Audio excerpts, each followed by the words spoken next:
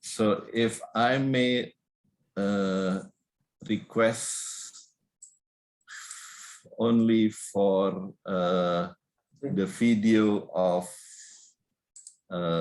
Sachi as the moderator, and Pak Mohamed and Ms. Diana, Ms. Rashid, Professor Goh to be on, while the other can turn off their video and audio.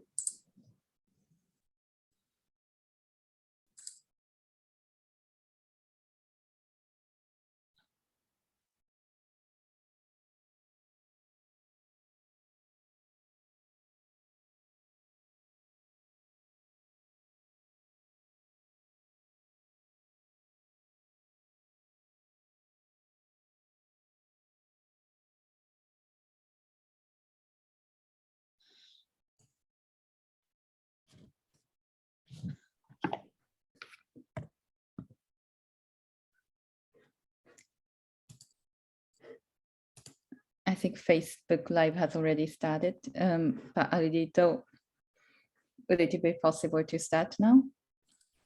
Yes, Sachi. Okay. Good morning, everybody. Thank you for joining our event, Youth and Young Professionals in Science, Engineering, Technology, and Innovation for Disaster Risk Reduction webinar, Road to GPDRR 2022. This event is organized by UNESCO and U-INSPIRE Alliance with the support of SEADPRI, UKM, ENS, UNICEF, U-INSPIRE Malaysia, BRIN and UiTM. At today's webinar, we will talk about the voice of youth, young children, and early career researchers on engagement in disaster risk reduction and climate change innovation. I'm Sachi Suzuki from U-INSPIRE Japan. I'll be a moderator for this opening session. At this session, we will receive remarks from 5 representatives from organizing partners and guests. Without further ado, I'd like to invite Mr. Mohamed Djelid, Director of UNESCO Regional Science Bureau for Asia and Pacific. Mr. Mohamed, floor is yours. Thank you, Sachi. Good morning, everybody. Dr. Amiruddin bin Hasim, Director General of the Malaysia National Disaster Management Agency. Associate Professor Dr. Gu Chu Ta, Director of the Institute of Environment and Development University, Kebangsaan, Malaysia. Mrs. Diana Mosquera, Deputy Chief Regional Office for Asia Pacific. Dr. Rashid Mustafa Sarwar, UNICEF representative to Malaysia and Special Representative to Brunei. Members of the INSPIRE Alliance and the National Chapter, youth and young professionals, distinguished speakers, ladies and gentlemen, Assalamu alaikum, Salamat pagi, good morning. On behalf of UNESCO, it's my pleasure to welcome all of you to this youth, young professional in science, engineering, technology, and innovation for disaster risk reduction webinar, Road to GPDRR 2022. Today, we launch a series of webinars to facilitate and accommodate for the youth and young professional in preparing for the upcoming global platform for disaster risk reduction that will be held in Indonesia in May 2022. Youth have the creativity, the potential, and the capacity to make a change happen for themselves, for their communities, and for the rest of the world. UNESCO has engaged with thousands of youth to create change through its forum. Build solid youth networks, reach young people to work on peace building and prevention of violence extremism, and is committed to empowering and privileged youth by providing them with space to participate.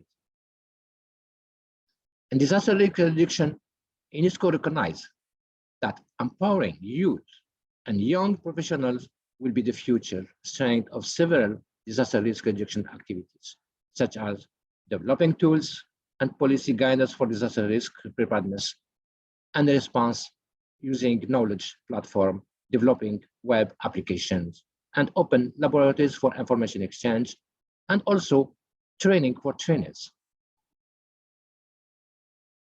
Therefore, in Asia and the Pacific since 2018, UNESCO implemented the Youth and Young Professional in Science, Engineering, Technology, and Innovation for Disaster Risk Reduction. Ladies and gentlemen, UNESCO continues to advise, facilitate, and strengthen youth and young professionals' capacities. In the past 3 years, there have been several important activities.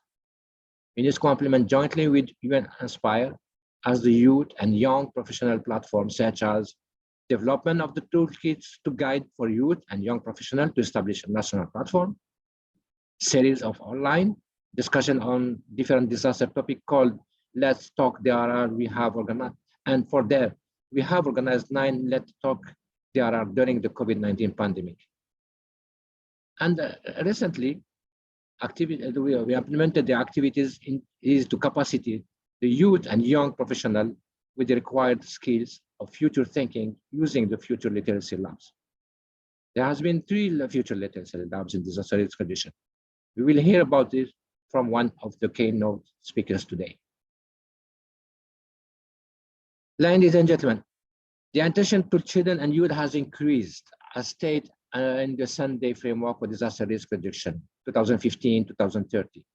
Children and youth are agents of change and should be given the space and modalities to contribute to disaster risk reduction. The Global Platform for Disaster Risk Reduction is an important milestone in relation to the Sunday Framework. The platform to demonstrate what has been achieved by the youth and young professionals as their contribution to the progress and achievement of the Sunday Framework. But more importantly, this is also the platform that you could voice your concern, ideas, and thought, and to ensure there will be opportunities, facilities, and the support needed for the youth and young professionals to do more. Also, to contribute more and to continue to be able to use the science, engineering, technology, and innovation to build state of resilience in the country as well as regionally. Therefore, I see this series of webinar today as next one, and the next one on Saturday, 12 March 2022, is a very important event. So, to all of you, young people, that will take part in today's event and the event on Saturday, let me say a special message for you.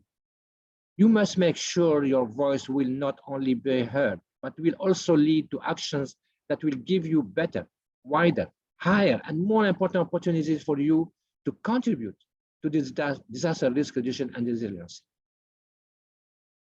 In closing, I would like to express my thanks to U-INSPIRE Alliance, the Southeast Asia Disaster Prevention Research Initiative of University Kebangsaan Malaysia, and U-INSPIRE Malaysia for co-organizing this series of webinars with UNESCO.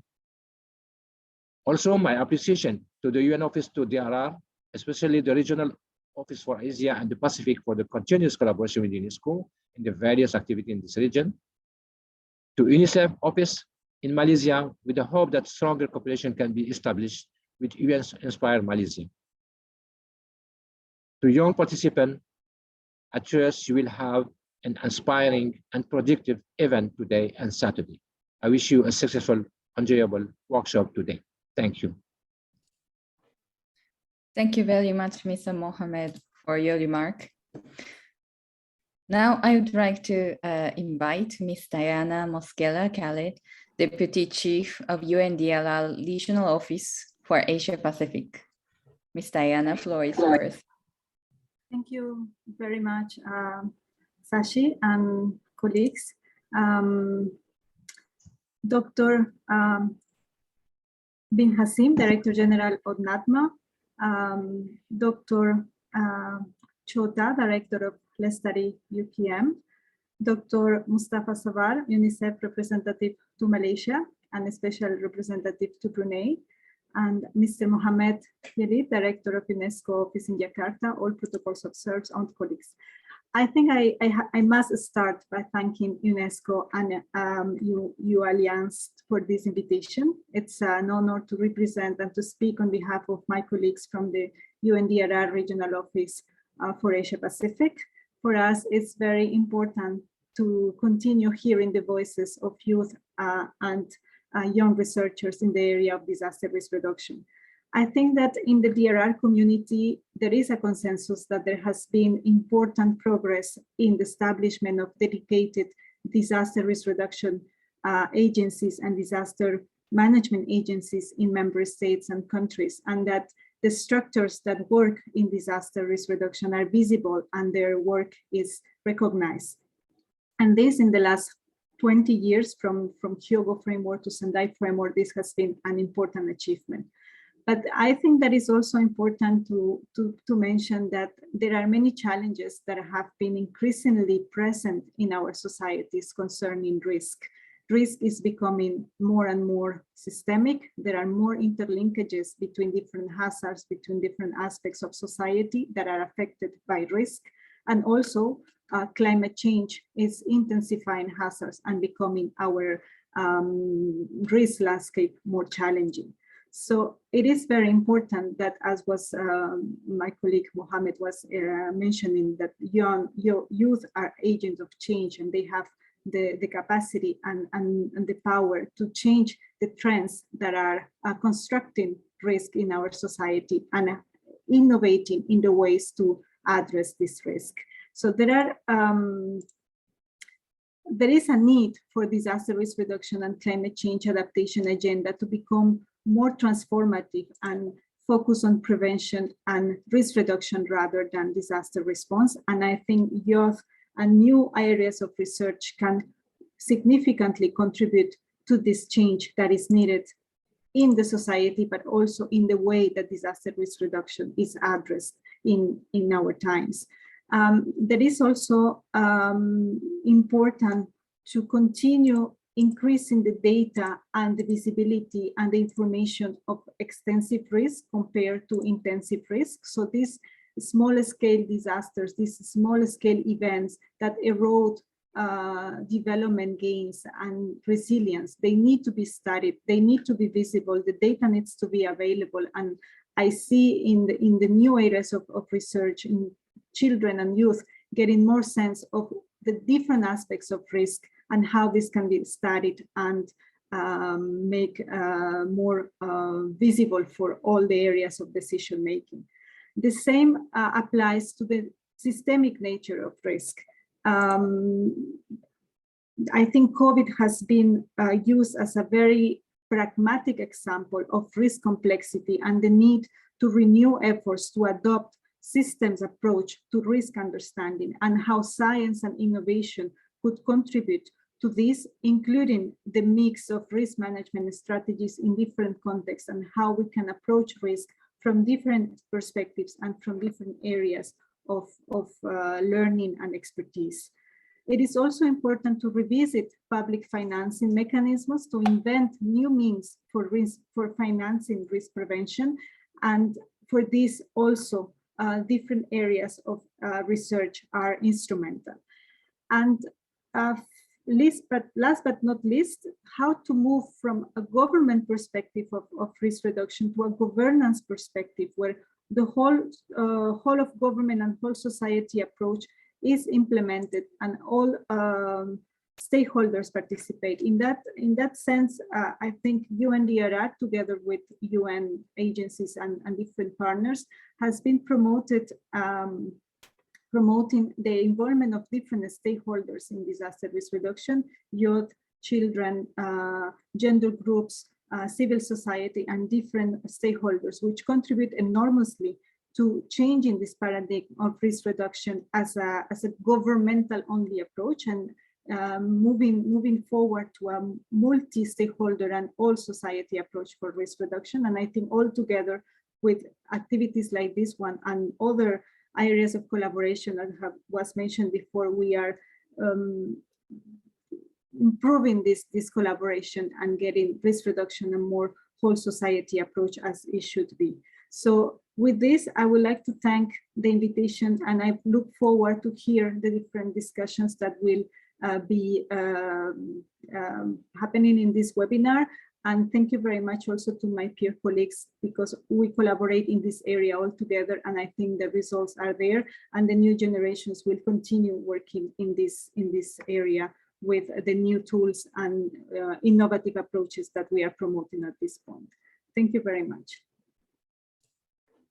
Thank you, Ms. Diana, for your remarks. Now I would like to invite Dr. Rashid Mustafa Salwal, UNICEF representative to Malaysia and special representative to Brunei, UNICEF Malaysia. Thank you. Thank you, Sachi, very much. I hope that you hear me, and a very good morning to you. YB Dr. Aminuddin Hashim, Director General of NADMA, with whom we work very closely throughout the years. YB Associate Professor Dr. Go Chu, from UKM, we do a lot of work together as well. Ms. Diana Mosquera, our family member in the UN, and of course, Mr. Mohamed Djelid, the Regional Director of UNESCO. Thank you very much for inviting us in this very important topic. And it's my pleasure to be here. Climate change is not happening. It's already happened. So what we will be talking, we had to act already. So that says the importance of the topic of DRR and innovation and the young professionals and young people. In 3 minutes, I would like to go straight in 3 key messages or 3 key points that I would like to raise here. Number 1 is what we know. I think we know many things. We know almost everything to act. Everybody, there are plenty of researches done. In Malaysia, with the young people, with our partner EcoNight, we have done a study with the adolescents, and surprisingly 9 out of 10 young people are very concerned about their future, very concerned about the climate change, and somehow they are taking either individual actions or group actions. They are acting in a small level, medium level, but they are acting. We are also working, we just recently launched a study with UKM and USM on the impact of climate change into a household. And there was a very good study done within this research from University Sabah on Gaia Island. I don't know if you know the Gaia Island just in front of Kota Kinabalu and the lands. That really gives a very clear, distinct picture of climate change and importance of DRR. I think my colleagues are here, Jasmine and Sufyan. They could put the link of those studies in the chat. I'm asking them so that you could have access to that. So my point, number 1, is we know almost everything. And what's happening in each country, each areas and regions. And look at in KL, I live in KL. It's unusual rain and flood going on every day. There is a rain afternoon. And this is, I ask people, they said it's very unusual. 5-10 years ago, they didn't have this. So that's also a result. And then we need to have a proper action on to mitigate the public disruption of life.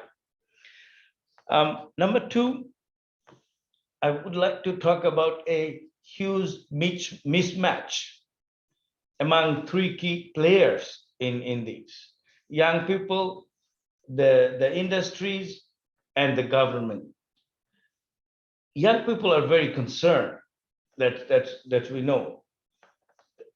Then the biggest polluters are the industries, and the government is trying to regulate. NADMA is working very good on policy and imposing a lot of criteria. However, we need to talk to each other. The industries, they need to invest in innovation, modernization of their plants, so that they do not throw their wastage into the river. They do not pollute the environment, the sky, and also they do modernize their whole chain of production.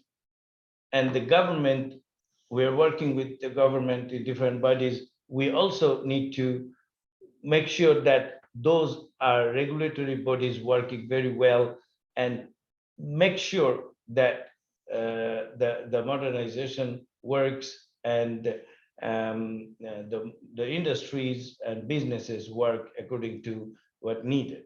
And children's voice, the adolescents, the young people's voice and participation are there. So that's important, and there is a mismatch that we need to connect these three dots. The last thing is partnership, because nobody can do it alone. And this forum that we are sitting today is an example of bringing many parties together. And that has to be this way, because partnership only with bigger partnership, and not only the people, the government and NGOs and us, but we need to bring business communities. We need to bring adolescents and young people, because we are talking about young people, agent of change, but let them to be the agent, let them to perform their duty of being an agent, because we need to bring them and let them speak, let them work, let them partner, and let them volunteer, because they are very concerned, because we are stealing their future. We are dimming their future. That's what they say to me, because I meet very often young people in different forums. That's what they say, that there is less action from adults for their own future life. So partnership is very, very important. And in UNICEF, we are working on research with universities. We just recently embarked a partnership with U-INSPIRE Malaysia. We're partnering with the government agencies and the young people themselves. UNICEF is, we all know that in 190 countries for 75 years, working with the same communities, same groups. And in our programming in Malaysia, we do have three co-working bodies: is communication for behavior change, young and adolescents programming, and of course, climate and environment.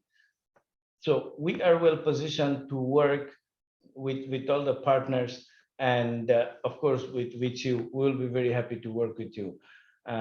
I'm very, very happy that we are talking DRR today.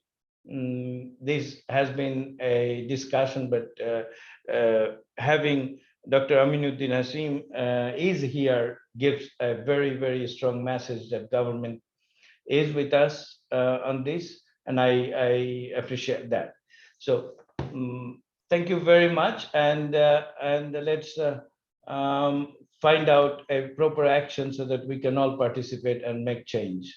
Thank you very much, and have a good day. Thank you very much, Dr. Rashid. Next, I'd like to invite Associate Professor Dr. Goh Chota, Director of Let's Study UKM. Floor is yours. Thank you, Ms. Sachi. So, yang bahagia, Dato Dr. Aminuddin bin Hasim, Director General of NAPMA, Mr. Mohamed Djelid, Director UNESCO Office Jakarta, Ms. Diana Mosquera, Calle, Deputy Chief Regional Office for Asia Pacific, UNDRR, Dr. Rashid Mustafa Shawa, UNICEF Representative to Malaysia and Special Representative to Brunei. Good morning, distinguished guests, ladies and gentlemen. So first and foremost, I would like to congratulate the UNESCO Office Jakarta, U-INSPIRE Alliance, University Kebangsaan Malaysia, the SEADPRI, the Southeast Asia Disaster Prevention Research Initiative of the Institute for Environment and Development, the ASEAN Asian Network for Climate Science and Technology, and U-INSPIRE Malaysia at UKM in organizing an inaugural workshop on the voice of youth, young children, and early career researcher on engaging in DRR and climate change innovations. So as we know, climate change is happening now. just like just now, we had, it's not like in the past or it's not happening, it's happening now. And we know that the worst case is impacting, the worst impact is waiting for us. And this includes the impact on the future generations. The global developments have affected children's and young people's lifestyle. Hence, in every region of the world, there are now initiatives from the youth in participating in the decision-making process, demonstrating their capacity for advocacy, communication, and negotiations. I'm given to understand that the output from this workshop will support in the development of youth and young professionals in drafting the statements to be conveyed in the upcoming 2022 Global Platform for DRR. This will amplify the voices of the children, the youth, and also the young professional in promoting actions on DRR and climate change.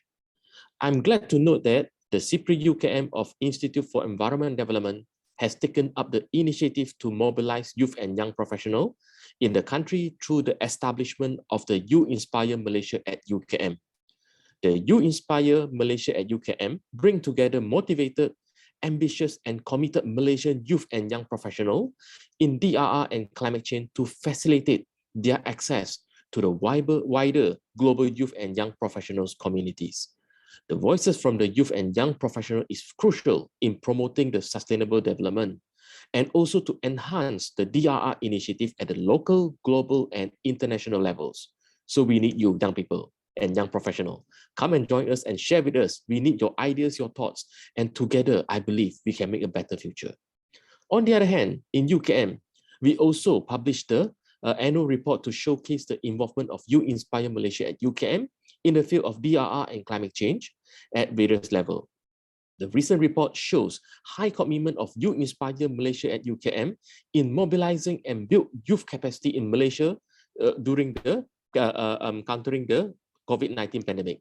The global pandemic situation is not a hindrance in promoting the continuous and equitable advancement of the science through the youth and young professional, for which it reflects the patience of them to involve in the science and policy interface.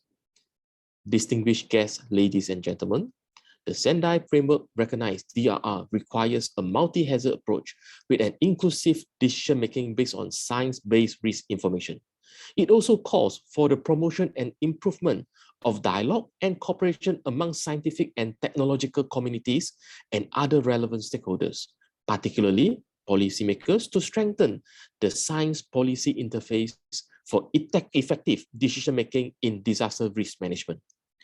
Various types of partnership need to be enhanced by leveraging on the scientific and technological knowledge in facilitating informed policy and decision-making for DRR, particularly with respect to climate-driven hazards.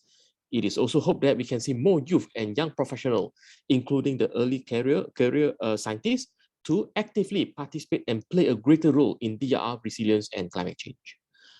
I hope this workshop will strengthen the voices of the young and young professionals who can foster, enhance, emulate successful collaboration in the region. This collaboration should aim to deliver scientific knowledge that enhances local level decision-making and make public-private partnerships a routine practice in DRR. With that, I would like to thank each and everyone for your participation in this workshop, and thank you for your willingness and to dedicate your time and efforts to make this a success. With that, thank you very much. Thank you very much, Dr. Goh-Chol-Ta. Lastly, I would like to invite Dr. Aminuddin bin Hasim, Director General, NADMA. He will provide a video message for us.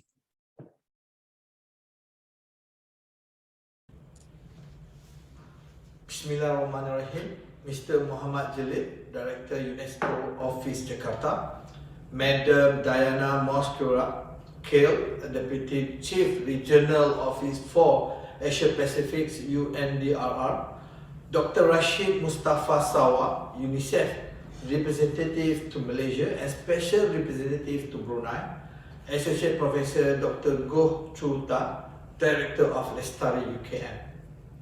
Distinguished guests, ladies and gentlemen. First and foremost, let me congratulate the UNESCO Office Jakarta, U-INSPIRE Alliance, Universiti Kebangsaan Malaysia's Southeast Asia Disaster Prevention Research Initiative, or what we also always known as SETI UKM, the Asian Network for Climate Science and Technology, and U-INSPIRE Malaysia at UKM in organizing the inaugural workshops on the voice of youth, young children, and early career researchers on engagement in DRR and climate change innovations. I'm very delighted to represent the National Disaster Management Agency of the Prime Minister Department, or better known as NADMA, which is the Central Coordinating Agency for Disaster Management in Malaysia and the national focal point for the Sendai Framework on Disaster Risk Reduction. I also understand that this workshop is organized as a pre-event preparations for the next 2022 Global Platform for Disaster Risk Reductions, GPDRR 2022, which is scheduled to be held in May 2022 in Bali, Indonesia. This workshop aims to listen, to collect and collate the voice of youth, young children, and early career researchers in Asia and the Pacific as common information and input of their concerns, of their ideas, inputs, and thoughts for the youth and young professionals in science, engineering, technology, and innovations for the DRR community. Recently published Intergovernmental Panel on Climate Change 6 Assessments Report, AR6, on impacts, adaptations, and vulnerability has highlighted the mankind's suffering and damning enactment of failed climate leadership. It is also highlighted many growing concerns from the effect of climate change that includes preventing the efforts towards meeting the SDGs, increasing physical and mental health risks, increasing the vulnerability of ecosystem and indigenous communities, economic clusters, unpredictable extreme weather events, and food security and malnutrition.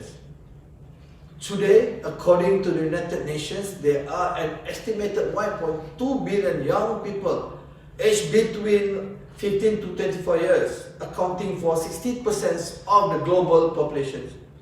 And by 2030, the target date for the SDGs that will make up the 2030 agenda, the number of youth is projected to have grown by 7% to nearly 1.3 billion. As youth are increasingly demanding more just, equitable, and progressive opportunities and solutions in their societies, the need to address the multifaceted challenges faced by the young people, such as access to education, health, employment, and gender equality, have become more and more pressing than ever.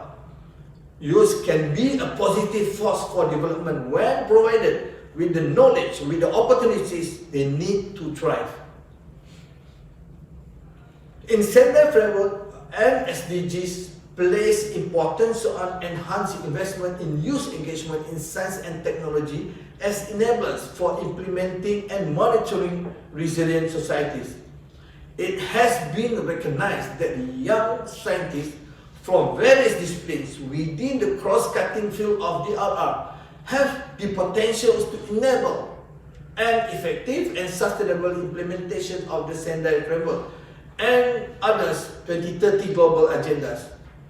With the support from UNESCO, the youth and young professionals in science, engineering, technology, and innovation SETI for disaster risk reduction has inspired and shaped the establishment of this important platform in several countries in Asia and Pacific, what we call U-INSPIRE, and its cross-national platform through the establishment of U-INSPIRE Alliance. This alliance has created a collaborative space for youth and young professionals working as scientists, working as policymakers, working as practitioners, even entrepreneurs, and even artists across Asia and Pacific. We also wish to extend our appreciation to the UNESCO Office Jakarta and SETI UKM in bringing to gather motivated, ambitious, and committed youth and young professionals in DRR and climate change in Malaysia, and facilitate access for young scientists together with the wider community of youth and young professionals in Asia. We look forward for practical solutions derived from these workshops. On this note, I would like to open the workshops on the voice of youth, young children and early career researchers and engagement in DRR and climate change innovation, and wish you all a productive discourse.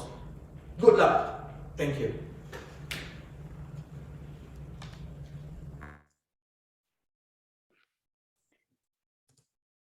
Thank you very much for the video message. And I'd like to thank you very much for all distinguished guests for expressing your strong support to children and youth and young professionals. I would like to pass the floor to a next moderator to move on to the session 1 keynote presentation. Ms. Allen, floor is yours. Thank you, Sachi.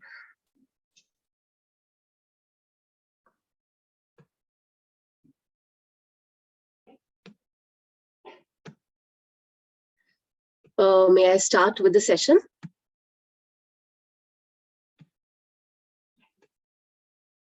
Yes, please. Okay, thank you.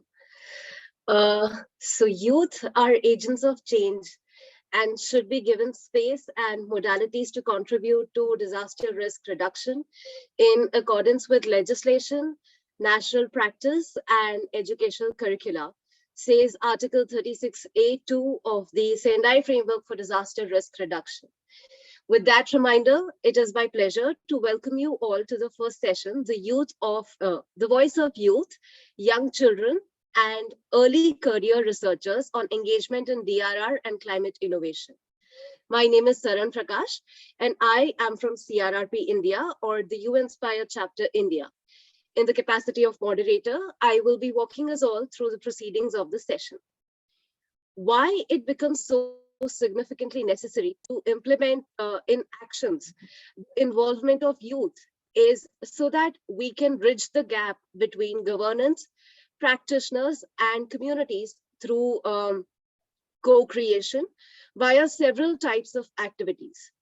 The role of youth in knowledge management, science communication, innovation, networking, and also science and advocacy holds the capacity to address concerns spanning all stages of a disaster cycle and disaster management process in general. And as a matter of this fact, there are several examples of this from countries in the Asia Pacific region. So as we begin today, the objective that we will try to center our discussions around is to hear, collect, and collate the voice of youth and young professionals regarding their concerns, ideas, thoughts, interest, and expectations in disaster risk reduction, or DRR, and climate change, and how international organizations can support them both at the national and regional level. With that, I warmly welcome our first speaker of the session, Dr. Ifa Farhana Abu Talib, who is the Vice Secretary General of U-INSPIRE Alliance and the co-lead of U-INSPIRE Chapter Malaysia. She's also a senior lecturer at the Faculty of Architecture, Planning and Surveying, University Technology, Mara, Malaysia. Her expertise in disaster risk reduction, disaster resilience in built environment and construction management, and her interests are optimizing business continuity, futures literacy, community-based disaster risk reduction, or CBDRR, and empowerment of youth and disaster resilience at local and regional level. Dr. Ifa Farhana utilizes her spare time by being a DRR volunteer. In 2017, she was selected as ASEAN Youth Leader representing Malaysia in a voluntary program at the regional level. She has also been appointed as junior consultant for the Futures Thinking on Disaster Risk Reduction DRR program organized by UNESCO, UNDP, Accelerator Lab, UNDRR, and U-INSPIRE Alliance.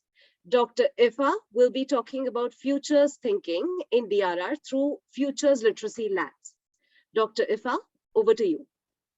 Thank you, Sarah, for the warm welcome. It's quite lengthy bio presentation that you have there. Good morning, good afternoon, good evening to every one of you here, wherever you are in the world. I would like to present a little bit on futures thinking this morning. So my name is Ifa Farhana. The topic today is about futures thinking on DRR in 2045 through Futures Literacy Lab from the lens of youth and young professional. This project took about almost a year. We are wrapping up at the end of the program. It is heavily supported by the UNESCO, UNDRR, UNDP Accelerator Lab, and U-INSPIRE Alliance. This could not be a successful program without this the core team. So futures thinking on DRR and resilience. Youth and young professionals in Asia and the Pacific urged and to rethink about the future on disaster risk reduction and resilience. We throw an idea to trigger them.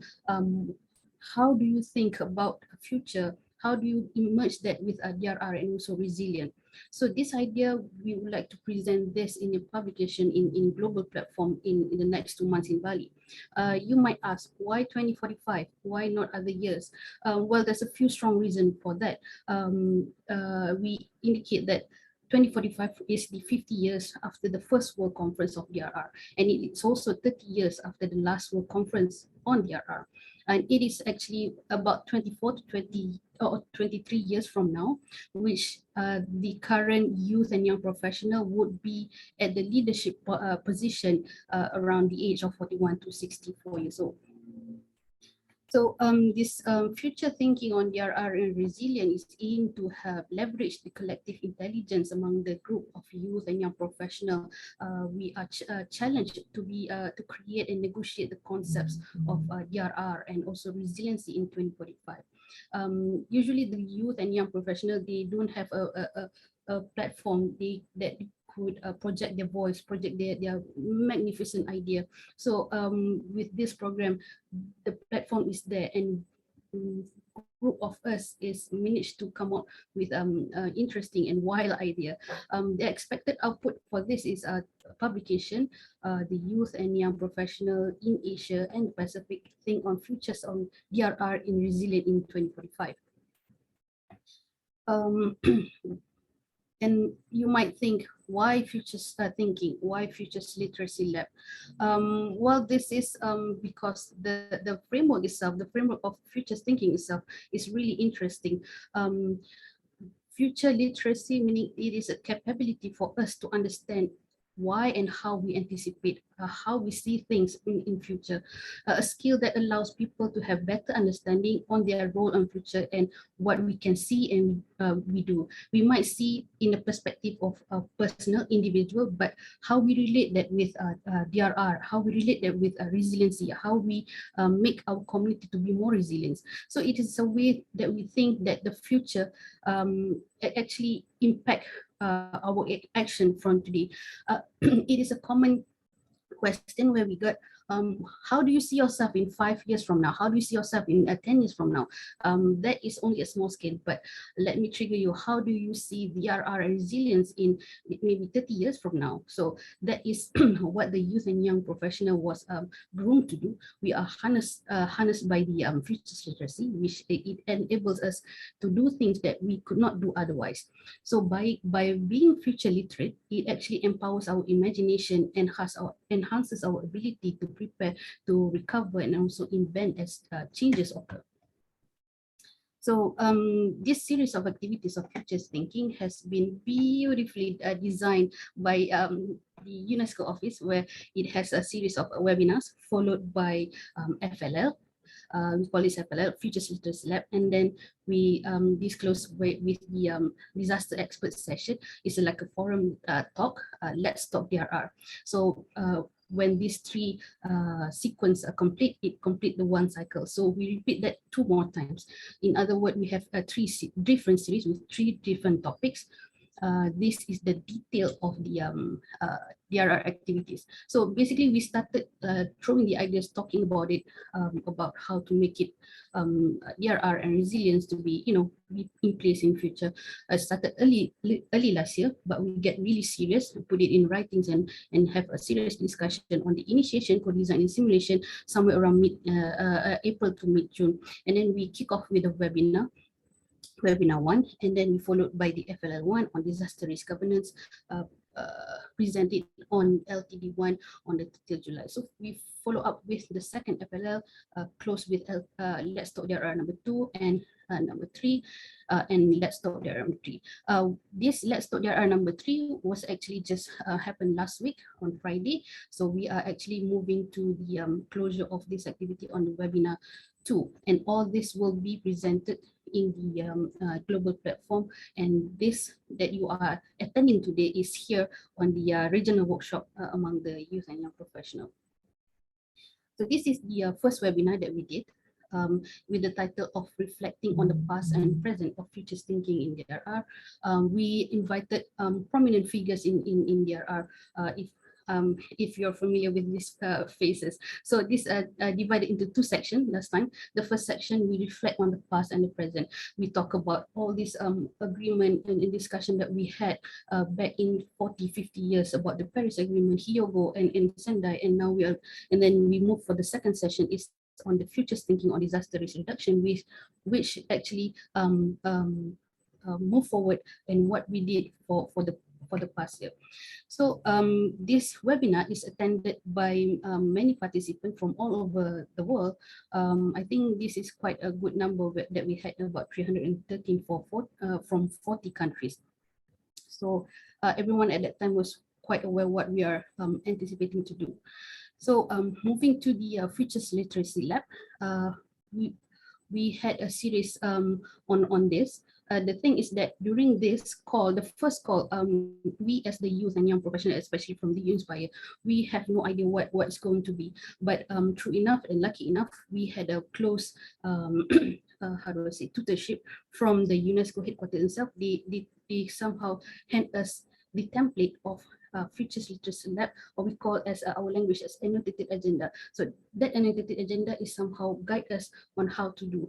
And interestingly, during the process, this youth and young professional are able to co-design, turn together as a co-design, and then we customize this template into our topic. So for example, if FLL1 is talk about futures of disaster risk governance. So we customize that into what the disaster, how does the governance would be like in 2045. So it repeats on the second and third, which the second is on disaster knowledge, and the third one is on human behavior. I'll explain a little bit further after this. So this is basically the demographic data for FLL1 and FLL2. For the first and the second one is actually by invitation.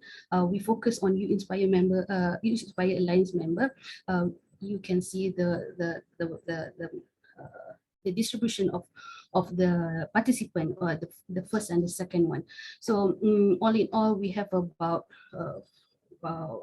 40 participants from this.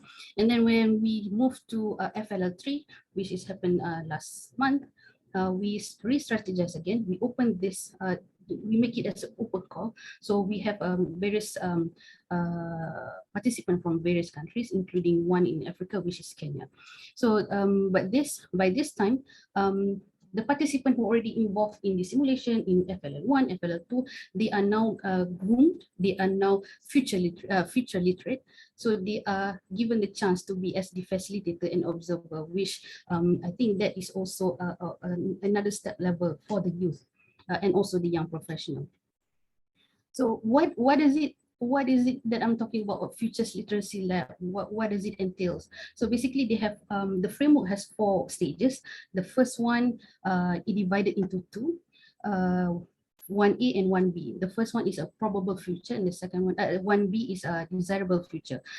These stages is where the facilitator at that time in the lab, they will bring all the participants to 2045. We flew together in year 2045, and then we are forced to think and envision what are the situation like, how does the smell like, how do we see that. So all the participants, especially the young professional, they tell us what are the idea, what they can see, what they feel at that time. But when it's done, and then we move to the second phase, which is on the second day, we give a little bit of injection. We reframe the scenario, meaning we give a little bit of challenges where it is not usual. So that is where the challenges come in. This group of young professionals, they have to think in non-normal manner, or how to address that situation. And then once it's done on the second day, we move to the third day, which is also the phase 3. We bring them back in the current year in 2021 and 2022. So we try to explore, we try to ingest their mind. What do you see the difference between before you went to 2025 and then you come back? What are the new questions that emerge in them? So they put what are the questions that have listed in their mind. And then the final phase is on the reflection. Reflection is what they learn, what they want to learn, what they still want to know, and also how they will react from now on. So during this FLL1, my role was actually a group facilitator, because they divided into 5. If you can see on the corner right there, that is the board that we use to get all the ideas according to the color: green, blue, purple, red, and yellow. So each was divided into group, and if you can see all the small colors, there is actually their own ideas, their small note. It happens and it repeats on FLL2, but this one in different topic on disaster knowledge. The process is the same, but on the reframing scenario, they was injected with water is knowledge, meaning the knowledge is moved like a water. It can seep through any opening, and it can also be frozen at below temperature. So the interesting thing about that time was the young professional come up with the idea like knowledge is like a home of tap water. It is a crystal clear view of different perspectives. It could also be a transparent element with no boundaries, and so on and so forth. So without water, it is impossible to live forward. So that's why we also relate that knowledge is also very important to move forward. For this FLL2, we managed to use the same board, Miro board, but this time, because the size, we divided only have 4 teams. And back then, and then when we move to FLL3, with talking about human behavior and hazards, this time is a little bit bigger group. We have 40 participants divided into 5 groups, but this time I was challenged by the committee to take up as the lead facilitator. It's a different ball game back then, but the reframe scenario, the difficult part is given that they are more natural hazards, only man-made hazards. So that kind of trigger everyone. How do we do about that? How do we maneuver about that? So the group initiate with interesting idea with robust health infrastructure aided with incident response system to mitigate disaster impact and save life. Meaning they have the idea that by 2045 the disaster impact could be mitigated, and they said that urge to stop deforestation to save animal extinction, because animal and human need between one another. Some crazy idea on no paper and no pencils at all. So all these ideas is an interesting process. So basically, the imagination will often carry us to the world that we never were, but without it, we couldn't go anywhere. Since we already use with the Miro board for the idea expansion, we go for mural board, which is I think that has also the implication for the young professional. This is basically the journey. It's basically the same what I've just explained earlier on. And then this is the reflection from the lens of U-INSPIRE Alliance. The first one is the challenges. Of course, when we talk about multiple countries, we have a different time commitment, we have different time zones. We have to consider what is the best way to convey the message if we don't want that to be when someone is sleeping and whatnot. And then the second one is about learning. we experienced that we learned directly from the Futures Literacy Lab team from Paris. And also, interestingly, we had the co-design phases that the one that I mentioned on, we collectively get the ideas to customize the template. And then we also learn from the, as a multinational teamwork, how to engage with one another. And then on the co-design, we are co-brainstorming the idea. It also actually enhance communication skill. And then we also learn how to facilitate, how to be better in public speaking, how to trigger an engagement between the participant. Because when we talk about different countries, there's some participants from certain countries are very shy. So it is quite a challenge for the facilitators, especially to bring up to ask them to speak, but some countries who are eager to speak, with the ideas, so they have a check and balance on that. And the next one is on organizing. So from U-INSPIRE Alliance, it is actually a really huge honor and a stepping stone for us to work together with the international experience with big UN agencies, UNESCO, UNDRR, and also UNDP. So this exemplary leadership from these UN agencies is very much instilled for us now. So I think if I would like to ask my core team, how do you see back in the past year? I would say that everyone has increased their capability, increased their capacity into a better place. So we also having a routine or debrief every week until now. And then we also have internal and external coordinating skill. Interesting fact is that all of us here in the core team now also has a crash course, attended the crash course on how to operate Zoom. Because when we deal with a bunch of people when talking about Zoom, we able to discuss together and how to manage that. And then the final one is means for work, meaning we see the world differently now. We cannot unseen what we have learned before. Before the lab, before the futures thinking, we might see only one direction, but now with having this FLL, we are now seeing things in spectrum. It could be any angle. So once the lab is completed, all these young professionals are expected and required to present themselves in a forum talk, Let's Talk DRR. So the few of experts in their area, of course, DRR was invited, and they are asked to be share their thoughts on this futures thinking.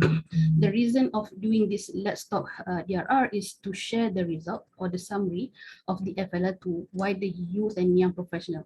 A lot of young professionals are still not U-INSPIRE members, Alliance members, so our intention to spread as wide as possible. Number two is to get additional insight and thoughts from the experts, which we did from Let's Talk DRR 1, 2, and 3.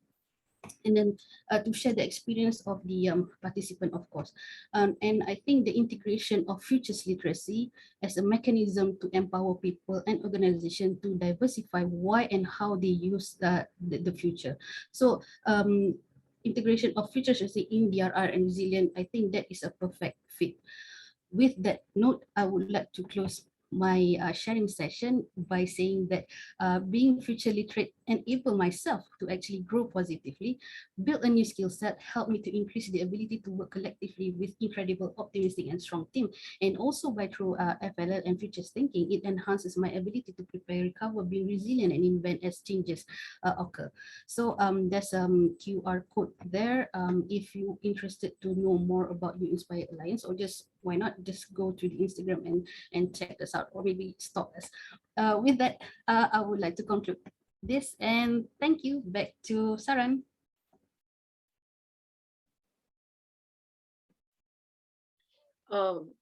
As much as we dread thinking about the risks that await us in future, I think as responsible humans and young professionals, the wisdom is, I mean, it lies in learning from the past in the present for a better prepared future at the least.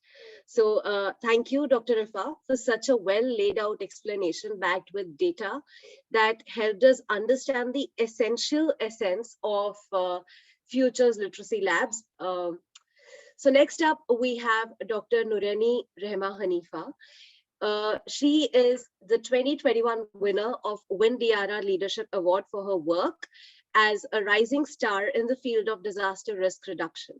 She works with the Research Center for Geological Disaster Research Organization of Earth Sciences, National Research and Innovation Agency BRIN, previously known as Indonesia Institute of Sciences, LIPI.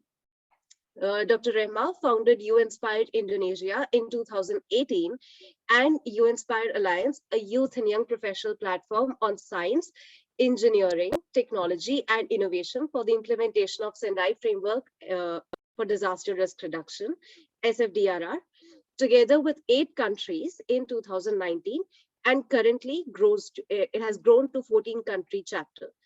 She graduated bachelor's and master's from Institute Technology Bandung, ITB, Indonesia, and received Doctor of Science from Nagoya University, Japan.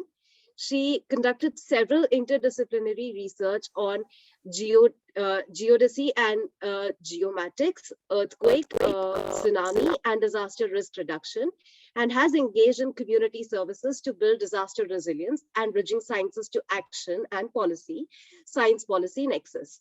In 2019, she was appointed as a young scientist representative in the Asia Pacific Science, Technology and Academia Advisory Group, APSTAG of UNDRR. Dr. Rehma will share a word on young women leadership in DRR from the lens of 2021 UNDRR winner. Dr. Rehma, over to you. Thank you very much, Saran, our lovely moderator. And thank you very much for UNESCO, U-INSPIRE Alliance, SETI, ANC, U-INSPIRE Malaysia, UNICEF, BRIN, UiTM, and UNDRR for this webinar and workshop. So I'm very happy here to be invited. I'm actually asked to provide a talk on young women leadership in DRR from the lens of UNDRR winner, but actually for myself, the winner is all the women behind U-INSPIRE Alliance that you can see here. We have many amazing women, including Saran, Dr. Ifa, Dr. Sachi, and also others that are supporting U-INSPIRE Alliance.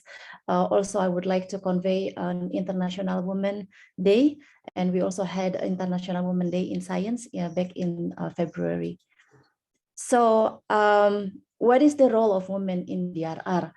I took this voice from young women within the U-INSPIRE Alliance network, within my institution in National Research and Innovation Agency of Indonesia, or BRIN, and also in Indonesia, we are currently developing our Indonesia Women Forum in Disaster Management, linking to UNDRR.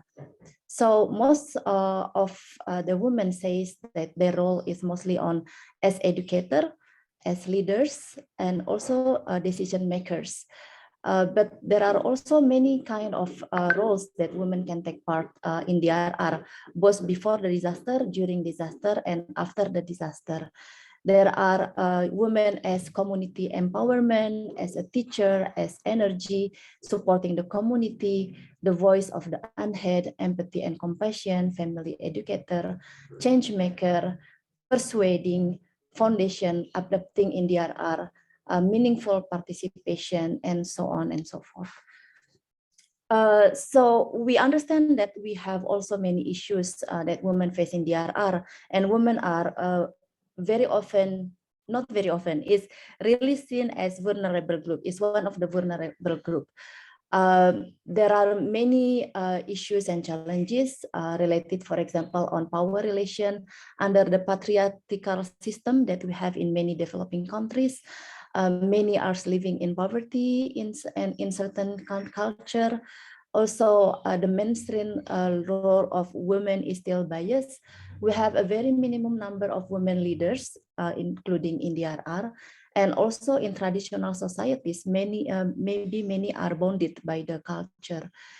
Our environment is still dominated by male decision-making position, and maybe not really having women in the decision-making processes. Women are often disproportionately affected when it comes to disaster. And also the access of women to information is very limited. The gender issue is also linking to domestic problems, and also the other problems is on capacity limitation due to the physical aspect, and also the marginalization of roles and the limited access to resources.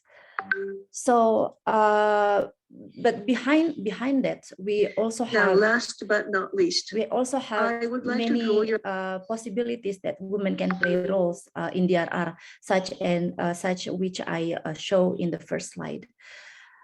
In February, I have the privilege to meet Ms. Mami Misutori, the SRG of UNDRR, and she provided a special lecture in Indonesia, mentioning that out of 5 priorities, one of the priority is to ensure and operationalize this policy and science nexus, which she see here that the role of youth is very important because it can promote innovation in disaster risk reduction across the board. And we see that among the youth, women youth also play this kind of important role. Women and young women scientists can need to be more encouraged to contribute toward advancing disaster risk reduction. And this is what we see within our U-INSPIRE network, which is dedicated to also discovering new ways to build resilience at both the national and local level. I realized that only science will not save lives, but also policy without science will not save lives enough. So that's why building science policy nexus is very important. And I will bring how women can also be in charge, be empowered and be engaged in the science policy nexus. So maybe I would like to mention my initial motivation. In Indonesia, we experienced the 2004 Aceh earthquake with magnitude 9, and it causes a massive tsunami, not only in my country, in Aceh, but also in other countries in Indian Ocean. We have most of the victims were women and children back then. And the question is, will it be possible to experience such events in my island, in Java? Java is the most populated island in Indonesia. We have 145 million population, and we have a lot of women, of course. And the question will be next, how to save more lives. I experienced the 2011 Tohoku earthquake in Tokyo, Japan, while doing my PhD. I was with my husband and my 2 children. This is my 2 children back then. And I witnessed how my children can respond better than myself because they receive education at the school. So they can remind to practice what education they receive and act upon the education that they receive at school. I was evacuated to a nearby mall. So we have many evacuees in the mall, and I really witnessed how disaster risk reduction is truly possible. In Aceh 2004, we have 200,000 casualty. In Japan, within the same scale, there is 20,000. So it's only 10% casualty than what we have in Indonesia. So this is the turning point when I really think science is really not enough. We need to bridge science to policy and to concrete action. So during my dissertation, I start to understand the science using satellite GPS data and seismic data to understand the megathrust earthquake potential in South of Java. The answer is we do have similar potential in South of Java. And this kind of study has been also conducted similarly in Sumatra, Japan, Chile, and South Java now. And then we try to understand the hazard and risk. How is the tsunami hazard? We can have 20, 30 meters height, and the earthquake shaking can be very strong, involving not only in the southern part of Java, but can be felt as far as our capital in Jakarta and my city in Bandung. This is my city of Bandung. Bandung city and Jakarta city is very highly populated. It's very crowded. And also we have complex situation. Not only we are prone to earthquake, but also to flood. And we have 12 kind of natural disaster that might happen. So what we did, our recent effort in Indonesia on bridging science to policy is we are trying to build the National Center for Earthquake Studies, which I'm engaged soon after I finish a PhD. And here is focusing on linking the geoscience studies with the engineering studies and linking to the Ministry of Public Work and Housing. But then the next question, how about our people? So I realized that when I do some socialization to the community or to the government, in the very beginning, my language was very scientific and was difficult to be understood. But then by time I interact with more people, and also I understand, I really feel that alone is difficult and we need to be together. But then the question is how to bring people together. So that's how we started this UINSPIRE network among the youth, and to have the diverse and collective leadership to bring our own gear and working together the gear and working the machine. This is eventually motivated. One of the strongest motivation is when I engaged with the ASEAN Youth Volunteer Program in 2017 with ASEAN, UKM, and ITB. We had 10 young facilitators and 50 youth participants from 10 ASEAN countries. We go to 2 villages, we engage with 2 villages, and we engage with about 1,000 villagers. This program is 1 month program. We teach from the science, volunteering, and engaging with the community on concrete actions, and also with the local government. But then once the program is finished, then everyone return back. So how do we maintain our relation, and how can we maintain our collaboration? That is one of the motivation we started to initiate UINSPIRE, but not only because of this. We find that many young people and young women actually need another partner and to build a partnership. So that's why we gather together with other young scientists and young people, and we try to build this network. We started in 2018, UINSPIRE Indonesia, and then we are supported from the beginning by UNESCO Office Jakarta. UNDRR was also coming, and UNMGCY, and we had 32 participants from many countries in Asia.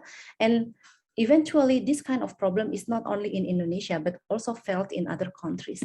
So after the launch of UINSPIRE Indonesia, soon Pakistan started to launch the UINSPIRE chapters, followed by 14 other countries.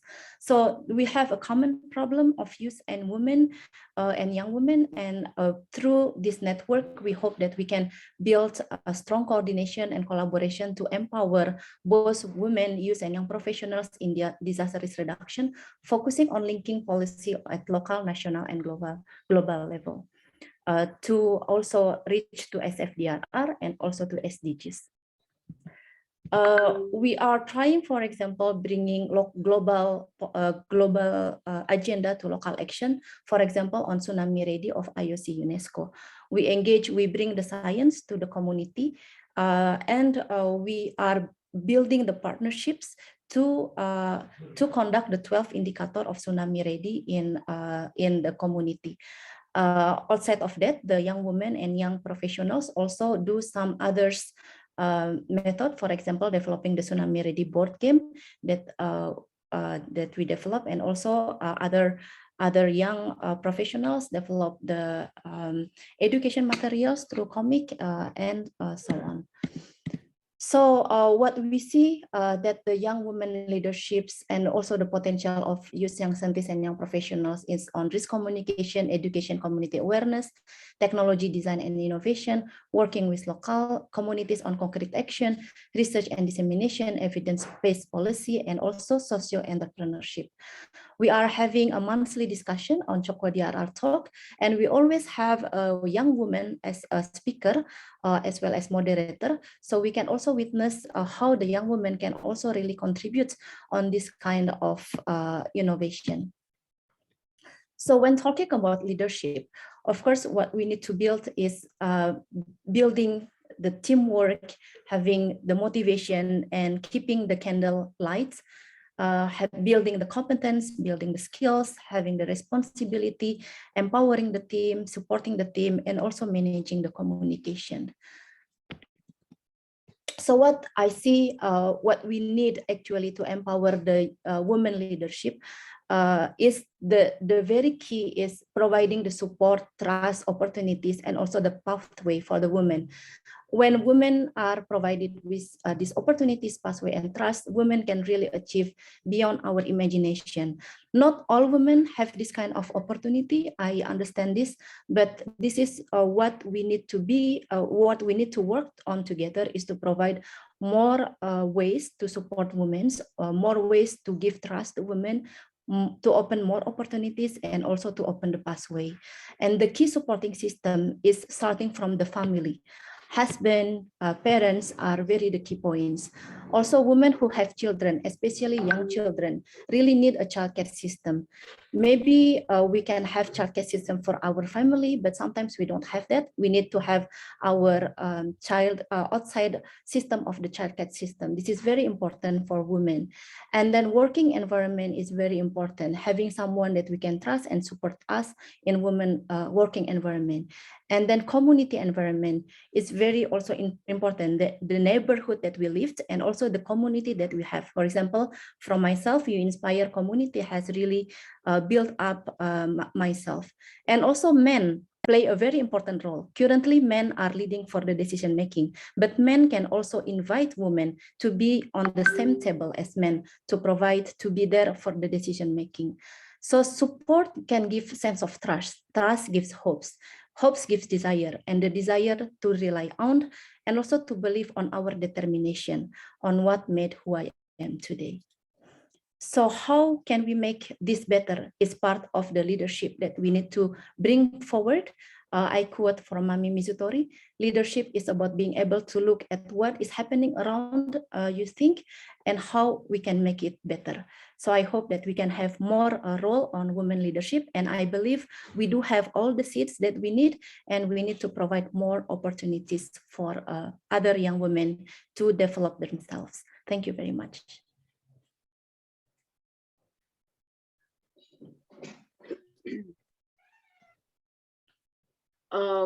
Thank you, Dr. Rema.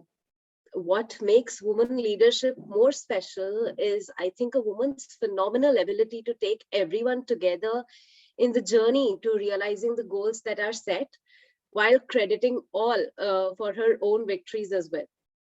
So as you drew from your personal experience regarding what inspires you to work more and more for DRR, I think it motivates us all also to identify our motivations from right around us, which are very much present.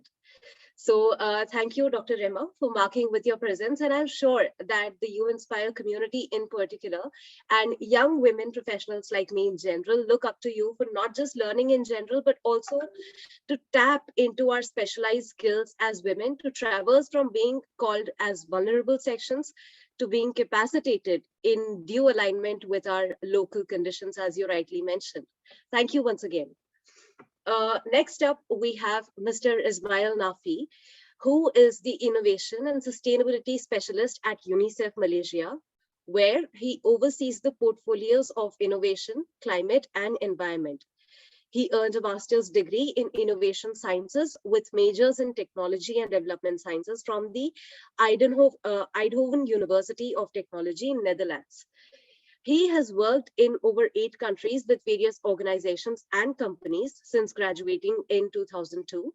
His specialities include innovation, technology, sustainability, climate change, environmental sustainability, and project management. He has been with UNICEF for over 8 years and with UNICEF Malaysia for 3 years, where he has led innovation and the development of a new climate and environmental program. Mr. Ismail is extremely passionate about climate and environmental protection and the role of children and young people who can play as change agents or catalysts. Mr. Ismail will bring to us a Malaysian perspective on the impact of climate change on children. Mr. Ismail, over to you. Thanks very much, Ms. Sarah, and Assalamu alaikum. Good morning, everyone. It's a pleasure to be here. Very honored to share our study, which Dr. Rashid already referred to during his opening speech. And yeah, the study, as was mentioned, was done in collaboration with the the two national universities, UKM and UMS. Well, I'm not going to introduce myself because Ms. Sarah already did so. So we can dive into the study immediately. Next slide, please, Jasmine. Okay, so as we all know, we have a serious problem at hand, which is climate change, and evidence is showing that climate is changing, leading to all kinds of extreme weather events and disasters affecting millions of people globally. And we know that this issue is going to become worse in the future. And though everyone is affected, it is mainly children that are most affected. And that's why we as UNICEF consider that the climate crisis is a child rights crisis. And why is this a crisis, especially to children? It's because they are more affected. And the reason for this is multiple. One is they are physically more vulnerable, making them less able to withstand shocks and disasters. Second, they are more affected by diseases compared to adults, as their immune system is still developing. Another issue is also their physiology, making them more vulnerable to issues such as pollution. And lastly, children have a whole future ahead of them, as they will get to live the longest in the impacts of climate change, depriving them of future opportunities. So as you can see, I mean, as I mentioned, the climate change is impacting everyone, but it is children that will, will be most affected. Next slide, please, Jasmine. Okay, just to give a bit of context, let us look at some data from the region based on a number of studies. So what we are seeing in this region, that more than 100 million children are in Asia are at risk of cyclones, 58 million children estimated to be living in areas that are prone to droughts. Evidence also is showing that the temperature has been increasing, affecting different areas, including education. Also, the air pollution is a big issue in the region with according to WHO, more than 90% of children exposed to air pollution. There is also the issue of pesticides. And the excessive use of pesticides in farming, leading to cancers in children. Then there is the issue of poor waste management, with Asia being a major contributor to waste and marine waste globally, with children affected by pollution from open dumping and illegal burning. And shockingly, it is estimated that 88% of the diseases that are linked to climate change happen in children younger than 5 years old. So as we can see, children are really heavily affected by climate change, while also they are the least responsible for it. Also, one of the issues that we are seeing, and not just in this region, is that children are consistently overlooked in the design of climate policies and processes, as we will see later in the presentation. Next slide, please, Jasmine. Okay, so the background of this study. So when we started looking at how climate change and environmental degradation is impacting children in Malaysia, we discovered that there was quite a bit of research and studies done, but there was no specific study done on the exact impacts on children. There was also unclarity in terms of how children are protected by the governance framework relating to climate change and the environment, and whether there is enough attention given to children, especially marginalized communities. And also, as Dr. Rashid mentioned during his opening speech, we are seeing that the young people are extremely worried about climate change, but at the same time, they are not really engaged. They are not really taken seriously as stakeholders. Next slide, please, Jasmine. And this was also shown by a study that we conducted with UNDP and EcoNights, during which we interviewed almost 1,400 young people.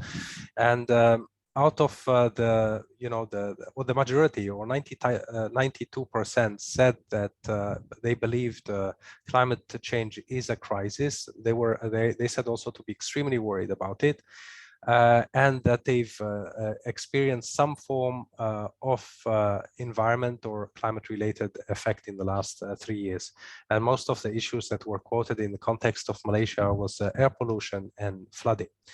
Many said also that they are willing to contribute, to take action, but they didn't know what to do. They didn't know where to start. And this is a big issue, because if they are worried about something and at the same time they don't know what to do about it, it can also lead to a sense of despair and hopelessness, which is also not really very conducive for their mental health. Next slide, please. Okay, so just briefly about what we do as UNICEF before my dive into the study.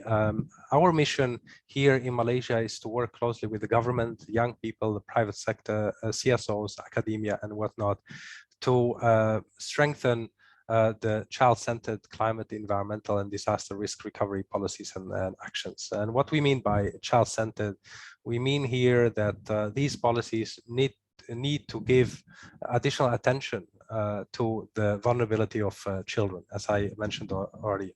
So we do this through a number of priority pillars. So the first one is, of course, to generate evidence, because we want to make sure that our interventions are based on data. And based on this data, we work closely with the government and other stakeholders to strengthen existing policies and plans to make them more child sensitive. Also in the area of climate awareness and education, this is an area that we're also keen to work on, to make sure that communities can prepare themselves, are well informed, that they can also take action to protect themselves and their children. And the last pillar is innovation and youth participation, which is cross-cutting, so innovation to promote innovations that benefit especially the children, and youth participation to make sure that young people are empowered enough to take action and to be heard in policies and decision making. Next slide, please, Jasmine. Okay. We can dive into the study now. As I mentioned earlier, the study was done in collaboration with the UKM and UMS. It started in just at the beginning of the pandemic, and it was completed in August of last year. And the main objective or objectives of the study was to produce an integrated analysis on the impacts of climate change and environmental degradation on children in Malaysia. The second one is to assess the existing policies and plans. The third one is to understand the key players and also map out key interventions. And lastly, based on the findings, identify recommendations and areas for action. And the study components were multiple. There was a case series review, 4 desk studies using existing data, looking at different areas such as health, impacts of air pollution and haze on children in Malaysia. There were also 3 community studies targeting 3 different groups in Malaysia, among which the community in Pulau Gaya, as Dr. Rashid mentioned at the beginning. There was also an extensive analysis of policy and legal documents to see to what extent children are represented in these documents, and there were many engagements, interviews, and focus group discussions with different stakeholders. Next slide, please. Okay, so the 6 key points, findings from this study is, yes, climate change is happening in Malaysia. It is intensifying. Also, when it comes to the protection of children, they are fairly protected, but the protection varies depending on a number of factors, such as their socioeconomic status and their geography. There is also the issue of risks linked to climate change and environmental degradation. We'll look at that in a moment. Also, children in marginalized communities, as was expected, they are more vulnerable to climate and environmental risks. Also, the gender issue was apparent, where it was found out that girls and boys are affected differently. And lastly, not all aspects of children's rights are adequately affected in the governance framework. We'll dive into a little bit more detail in the coming slides. Next slide, please. Okay, so let's look at the impacts on the children's health and well-being in Malaysia. Of course, the impacts that they vary, right? But one of the key ones was, of course, the link to injury, death as a result of events such as flooding, for example. So this is the immediate impacts. But there are also indirect impacts which are linked to these events, such as waterborne diseases linked to flooding. There is also, because of the changing climate, it is also expected that climate-sensitive diseases such as malaria and dengue will change, right? So if there is a warmer weather, it will enable mosquitoes to reach maturity more rapidly. Also, changing weather or rain patterns create also more breeding sites, humidity, etc. Health problems linked to air pollution. We all know the issue of air pollution in Malaysia, especially haze, right? This is something that that happens throughout the year, but it is generally around August, September, the highest, and where a lot of there is a huge spike in air pollution, but it doesn't seem that a lot of children are protected against these issues. And also the studies showed that there is an increase in hospital admissions during these spikes. And there is, of course, there are health risks from exposure to chemicals, hazardous substances, and waste. Next slide, please. Okay, so marginalized communities. As I said earlier, we looked at 3 communities in Malaysia, and of course these communities, because of their conditions, they are more vulnerable. There is of course the income instability, because a lot of these communities depend on climate sensitive economic activities such as farming, such as fishing. If there is an extreme weather event or there is flooding, of course their income and livelihood will be impacted. The health hazards and general well-being, also they are more exposed to the weather elements. Access to basic services and supplies. I mean, these services are already constrained in these communities, and they are, of course, worsened during some of these events. Like, for instance, access to health services, safe water, and food sources are affected by climate variability. I mean, think of, for instance, a community that is isolated when there is an issue, or when a child needs to be admitted to the hospital, but the road has been flooded, or there is a mudslide, or the sea is too rough, they can't really access the service. Access to schools and education. Similarly, there are disruptions in transportations and the quality of education as well, and of course susceptibility to infectious diseases. Limited access to safe water, improper garbage disposal habits, and low awareness of personal hygiene. These issues exist already in these communities, but because of climate change and other environmental issues and disasters, these issues will become worse. Next slide, please. Okay, so just to dive a little bit more into the marginalized communities. So these are the 3 communities that the study looked into. One is in Perak, which is an indigenous community, then Pulau Gaya, which consists about 40 to 50% of undocumented populations. And there was also a focus on a community in Kuala Lumpur in B40 community in Sungai Bonus. So in Perak, there is, of course, during extreme weather events, only 58% of children can attend school. Because they can't go to school because of heavy rain, because the roads get cut off and whatnot. Also, as I said earlier, the income is linked to certain activities which are climate sensitive, such as farming. And also the family income depends on the weather So during the rainy season, a lot of parents don't have any income.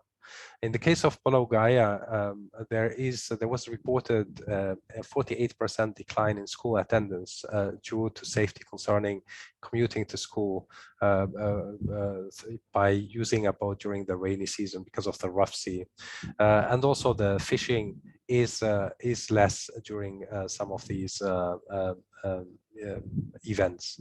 And lastly, of course, while the community in Kuala Lumpur is less affected, still, of course, if there are issues with rising food prices, it will also affect their access to food.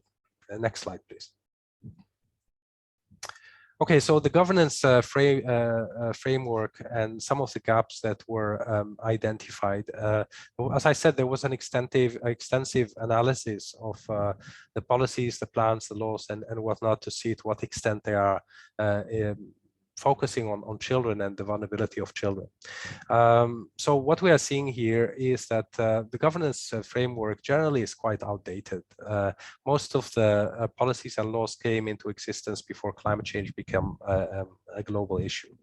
Also, children are not addressed as a specific target, so they lack attention in terms of protection, and also vulnerability to the environmental and climate risks. There is also lack of coherence between policies, laws, and plans in health, child protection, and the environment, with different aims and target groups despite having the same subject matter. And lastly, the lack of avenues for participation of children on their representation in climate policy making processes. Children and young people are often seen as silent victims and not really taken seriously and consulted with. Next slide, please. Okay, so some of the recommendations. I mean, of course, the governance framework, we believe that the laws and policies should explicitly address children's vulnerability. There should be also improved coordination between different stakeholders and synergies at different levels of government. Also, when it comes to education, climate smart educational content to make sure that young people and students are prepared for the future challenges. Also, the schools and their infrastructures have to be made more resilient. More support need to be provided to teachers. Advocacy for children and vulnerable groups. Of course, they need to be engaged. Their participation needs to be meaningful as well.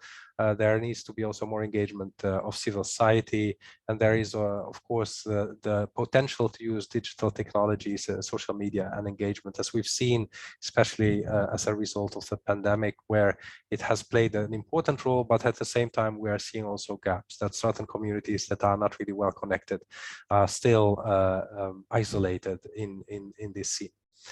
Research and development, there is definitely more attention that is needed here. I mean, with this study, we just scratched the surface. There is more work that needs to be done. There is also more work that needs to be done on developing of child-sensitive guidelines, alternative education modalities, more training modules, different stakeholders to address some of these issues, and of course the monitoring and evaluation mechanisms, because oftentimes issues are happening, but they are not really brought to attention because nobody's really measuring or monitoring some of these issues. And then the public-private partnerships, especially in a country like Malaysia, where the private sector is quite strong. We believe that the private sector has an important role to play in different areas, such as, for instance, strengthening the existing infrastructures, also to be engaged in the education system, and also to provide resources and expertise through different areas. Next slide, please, Jasmine. Okay, so this, I think Jasmine already shared this link. Please do have a look. We have different versions of the reports there. We have infographics. We have a very accessible we have very accessible reports, including also in Malay. Please have a look. And Jasmine or Sufyan, please drop this link again for the participants here to look at. As we said, I mean, this is the beginning, and hopefully this is something that we'll continue doing with different stakeholders, including with UINSPIRE, with whom we have also a partnership here in Malaysia to promote youth participation in DRR in this case, and of course, the strengthening of capacities of professionals, etc. Next slide, please. Yeah, so a big thanks again to the team that was involved here. As you can see, there were quite a number of entities involved in this study, led by UKM, supported by us, and of course there was UMS and many other entities also from the government that were involved in this very extensive study. I'll stop here. If there are any questions, please do reach out, and again, please have a look at the website. Back to you. Thank you very much.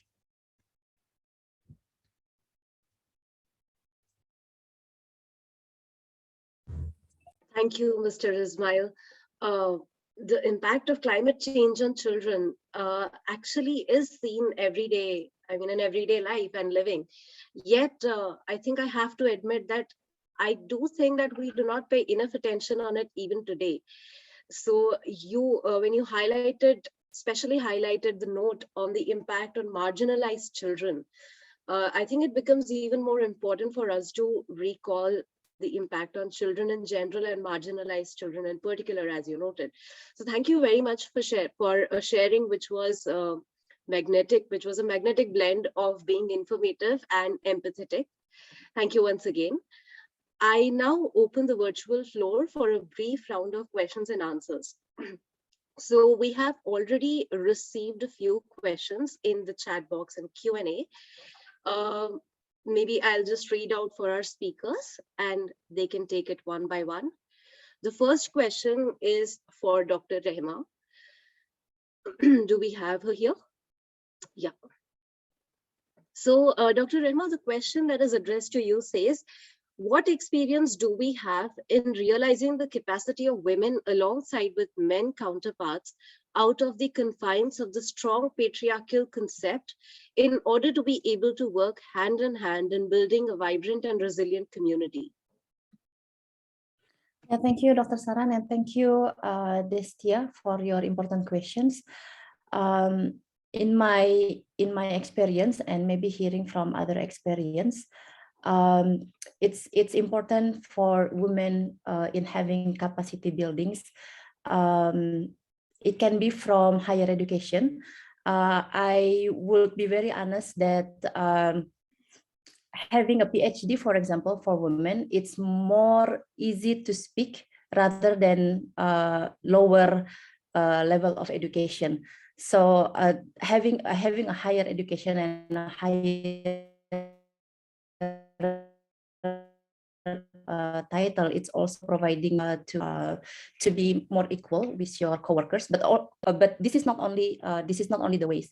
So it can be either through higher education or through other vocational education as well. So having education is important for women to build up the capacity building, and also the capacity building on speaking, presenting, and English or other language that within the environment.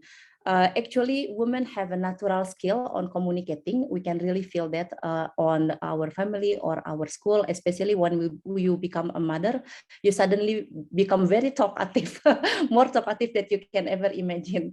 So it can be guided through the needs that during for disaster or for other purpose that we are engaged with. But the skill of communication, skill of speaking, is very important, and also to build the confidence. And building the confidence is both from our side, but also we need the support from our environment. Even though we don't have the support from our environment, if we have a determination within ourselves, then we can build up our confidence. So we can put up our levels into the similar levels. Of course, we are not we are not saying that we are above the men, but at least we can have a similar opportunity to also provide the needs and voice of the women. Women are also more fluid in many aspects, so it also can bring more chance to adapt and adjust, and also more empathy, so we can be more harmonized, we can build more harmonized with our environment. And this can help to build a vibrant and resilient community. I think that's from my side, and also how you can practice to develop your ideas, putting into a proposal and do into a concrete actions. This need a practice. It's not a one year activity, but by time, when you never give up and you just go through and you learn from the past mistake. I think all of our fault always have a lesson learned from that. And if we are able to keep working, we will eventually be able to work hand in hand in building a vibrant and resilient community. Maybe that's my answer. Thank you. Thank you, Dr. Rema. That was a wonderful answer that you gave. The next question we have is for Mr. Ismail. So the person says that I'm amazed since I saw the data of Malaysian youth awareness to climate change issues. The data shows that Malaysian youth has high understanding of climate change risk and also for its mitigation and adaptation efforts. By those informations, I would ask you a question. By the high of understanding of youth generation in Malaysia, so the first question, there are two parts to this question. I'll go one by one. The first one is, what is the way or approach of the government to implement the climate change action? Yeah, thanks very much for Ms. Sarah for the question. Of course, the person who raised the question, I think it's really an important one. I mean, as we mentioned, young people are extremely worried about climate change, and they are also quite aware of the issues related to climate change. But as we also said, they don't really feel they are being taken seriously and consulted. And this can lead to various issues where young people may feel isolated, may feel also that they are not really heard, and that can also lead to a sense of despair, hopelessness, and it could also affect their mental health, because we are talking about the future after all. Right. So I think when it comes to the government, that's something we are doing already. We are working closely with a number of government entities, including CASA, including NADMA and others, MOSTI as well, to tap into the potential of young people, because young people are extremely motivated. They are creative, they are innovative, and we need to tap into that innovation and creativity and motivation to address some of the issues that we are facing. That young people can take action in their school, in their community, in their household, etc. They are change makers, and we really need to acknowledge and see that potential. At the same time, we are talking also about future leaders. So if we invest in them, we engage them, they will be the future leaders, and hopefully it will take a little bit of less effort to convince them when they reach that stage, because they are already molded in that thinking, in that thinking to live sustainably and to take care of the environment and the climate. And also I think young people oftentimes are seen as troublemakers, as noisemakers, right? Because they can be a little bit expressive, but they have the right to be expressive because we are talking about their future, right? So I think we need also to make sure that we can channel that energy constructively, and this is where this engagement comes in. And I think oftentimes this frustration among people, comes from the issue of not being listened to. right? So this is, I think, an important one. So we need to engage young people as partners and not see them as a threat.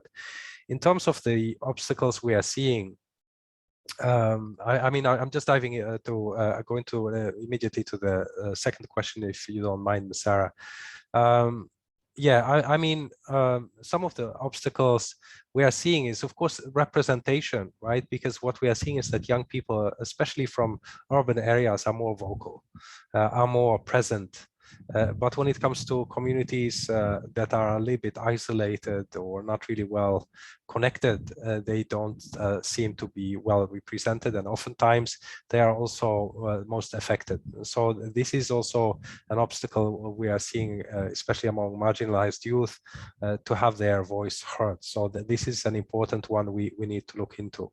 There is also the issue of knowledge and skills, because when we look at the education system, we see that oftentimes the education system is very much focused on scientific knowledge, right? To understand that what is climate change, etc. I mean, the increase in CO2 emissions, the burning of fossil fuels, and whatnot. But there is not really an immediate link made to the issues that we are facing in our communities, right? So what does this mean in our communities? And this is, I think, where the knowledge, the narrative has to be strengthened to localize the content as well. And that's also an issue we are seeing, is that when it comes to climate change, most of the narrative is foreign. And we need to make that more tailored to the local context to make sure that people really understand what we are talking about. Because in Malaysia, we don't have any polar bears and ice caps, for example. So we need to understand what climate change means in the context of Malaysia. And lastly, the resources and platforms. And this is where we as UNICEF, together with our partners, also try to provide platforms and avenues for young people to voice their concerns, but also to promote their innovation solutions through different approaches, such as competitions, competitions, the promotion of green skills and whatnot. So these are some of the obstacles we are seeing, but there are definitely a lot of opportunities that can be tapped into to address some of these obstacles. I'll stop here and back to you, Ms. Sarah. Thanks. Thank you so much, Mr. Ismail. I think those were the only questions that we had. Thank you so much, speakers, for answering. We hope that our learning in this session will help us better in acknowledging the voices of youth and young professionals and children as well in their interest and need to have better engagement in disaster risk reduction and climate change, and channel it further to policymakers.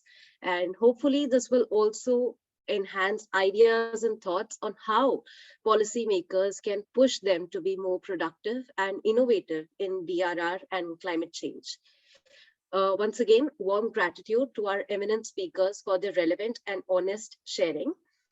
Thank you all the attendees. With this, I close this session, and the next session will be taken up by Dr. Noorfa Sharina Mohamed after a short break with a video of U-INSPIRE Alliance. Thank you once again, everyone.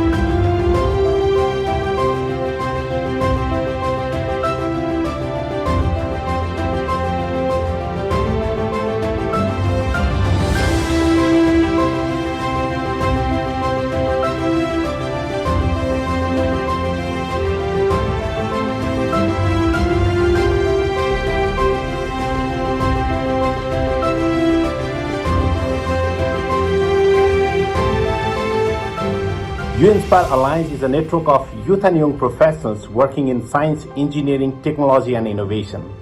U-INSPIRE Alliance provides the platform for youth and young professionals to connect, engage, and learn from other youth and experts in the region. We are not only at the international conferences or at the laboratories. U-INSPIRE is working together with the local community in the field. Our main objective is to provide a platform for youth and young professionals to participate in problem-solving actions towards disaster risk reduction. To participate in decision-making, demonstrating their ability for advocacy, communication and consultation, as well as leveraging advanced technology. We strongly believe that inclusivity is the integral factor of GPDRR. Hence, all our work and projects are people-centric and from the communities on the ground. We are committed to supporting youth leadership. We are happy to work with the U-INSPIRE Alliance. U-INSPIRE Alliance bridges the gap between professionals and young specialists and make it possible to exchange knowledge and experience between Asian countries to make them more resilient. We work with youth and the young professionals from the academe and the industry sectors to build back better in a post-pandemic world. U-INSPIRE has connected us and bring us together to contribute for disaster risk reduction and climate change by utilizing science, engineering, technology, and innovation.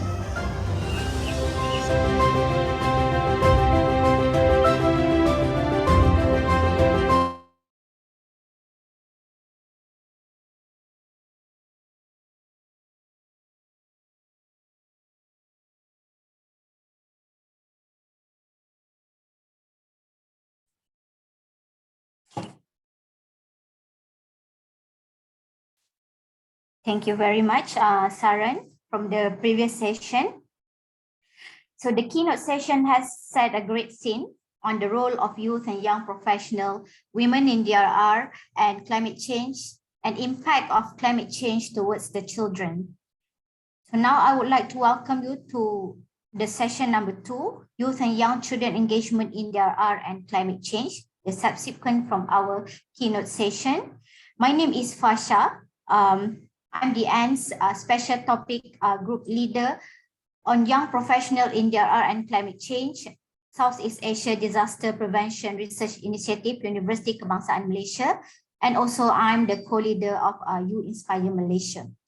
So who with me today, I have 3 prominent speakers, which I believe this session is important to see the potential of youth and young children as the next leader in DRR and climate change.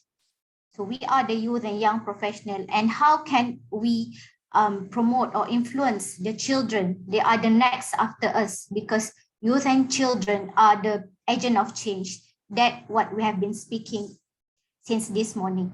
So without further ado, I would like to welcome our first speaker, Ms. Jacqueline Lipi Sakya. Ms. Jacqueline is a regional focal point of United Nations Major Group for Children and Youth, or known as UNMGCY. She is a disaster management professional engaged in DRR policy making and program. She has experience working in various disasters at the ground level and well as in policy and advocacy. She holds a master's degree in disaster management from Tata Institute of Social Science. She's a researcher with a focus on DRR policies, mainstreaming of DRR in development programs, recovery planning, and eco-based DRR. She'll be speaking about engaging young scientists and early career researchers on DRR and climate change innovation. Please welcome Ms. Jacqueline. Thank you so much and for the detailed introduction. So I'll just quickly share my screen.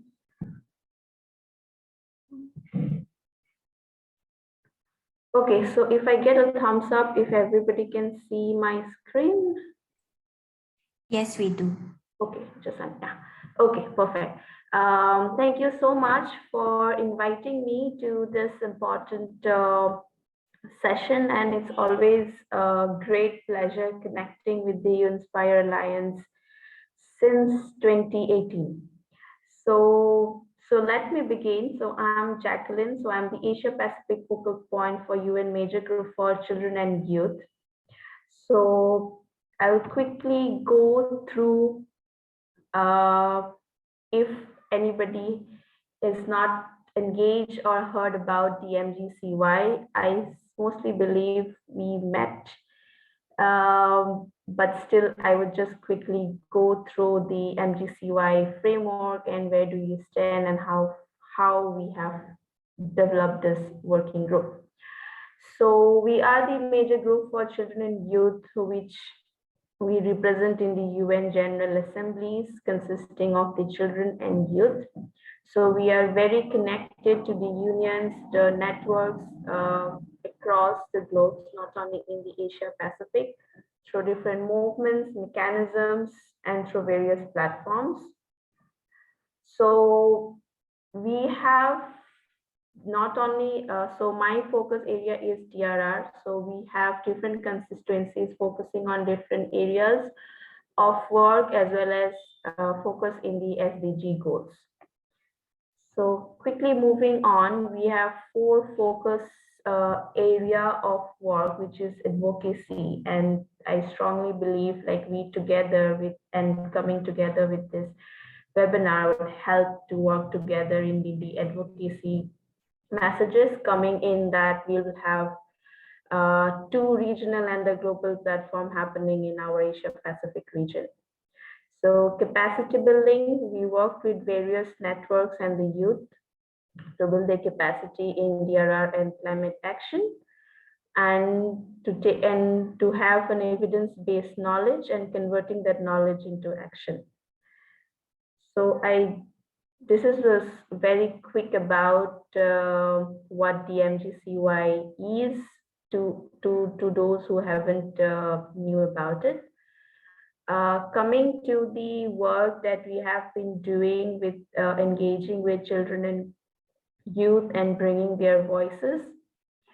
So as in the previous session, they said the troublemakers are the innovators. So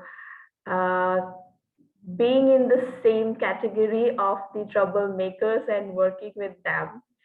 So I would just quickly highlight a few works that we have been doing and what are our future plans to bring more children and youth together.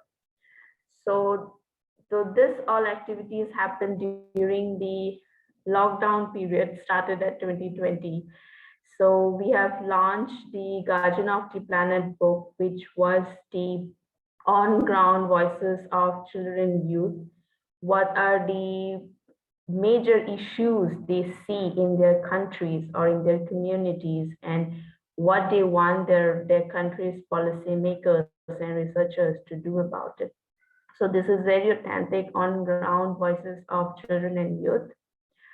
So then we had a very good initiative of youth fellowship, where we work with the young professionals of 13 countries in the Asia Pacific region, and where they helped us to analyze their countries' policies, both national and at the local level, and find out the gaps where we can integrate more children and youth and engage them in DRR and climate action.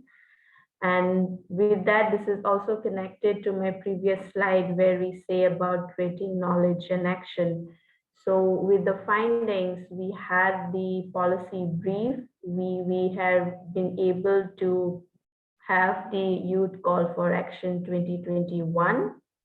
We also had the Youth Forum where we had given the opportunities of the youth who worked with us to present their findings and raise their voices with the policymakers, researchers. So the last 3 points, which is about the school safety and the DRR books, which is very specific to the children, where we try to engage them in the comprehensive school safety framework. And the DRR books is more like a knowledge-based comic books where we develop this for the children, because if we don't make them aware about the hazards and how to protect themselves, it would be very difficult. So it's very important to make them independent and understand what they can do during the disasters and more specifically to each hazards. The last one is more about working with the young girls about climate adaptation and how they can enhance their capacity and safeguard themselves. With this few of the initiatives working with the young professionals from the region. So the last slide, I will quickly move to the upcoming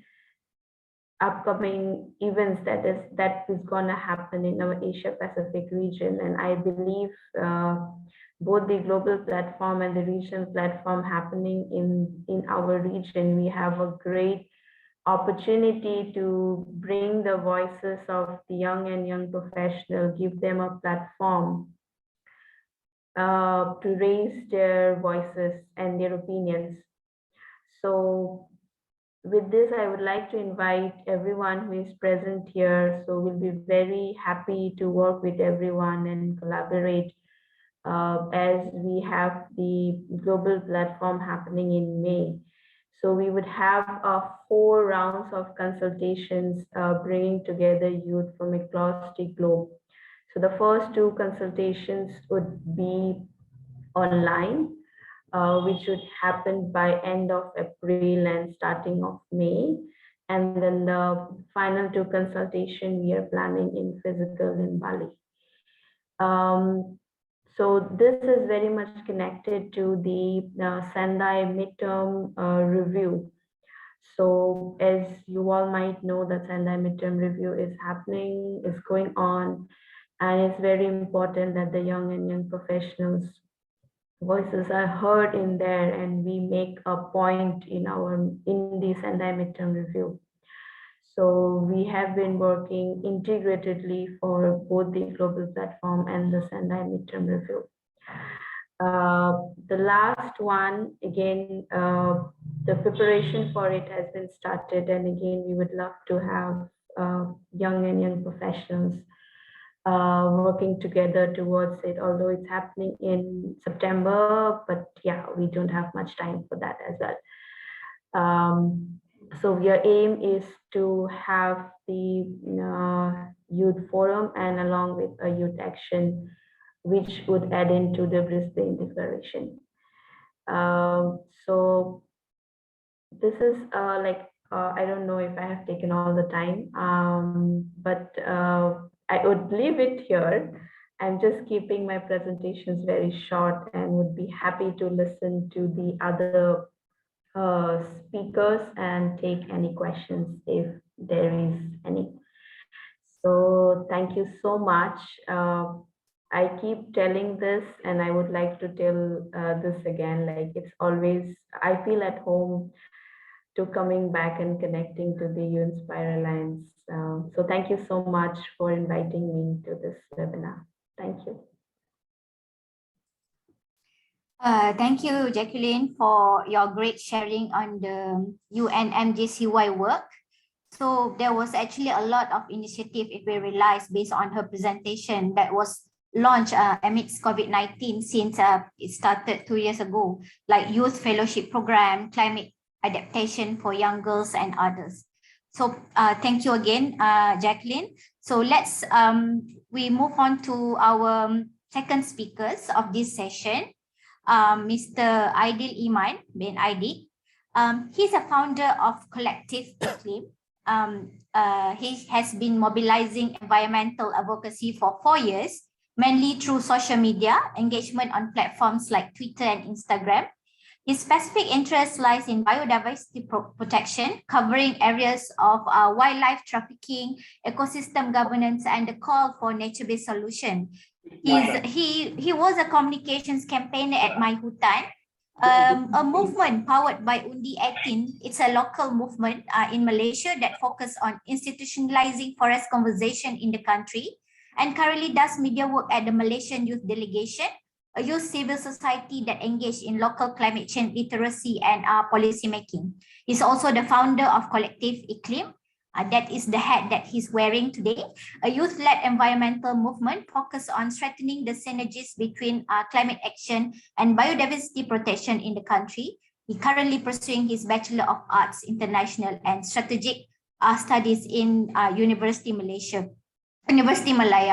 So he'll be speaking on youth and young children involvement in climate action advocacy. Please welcome Mr. Aidil. Hello, everyone. So thank you so much for inviting me here today. It's a privilege to be here to share some of my thoughts and my opinions and some of my findings. So I'll be presenting my slide right now. So I hope you guys can see the slides. All right, let me just share the screen. Make it.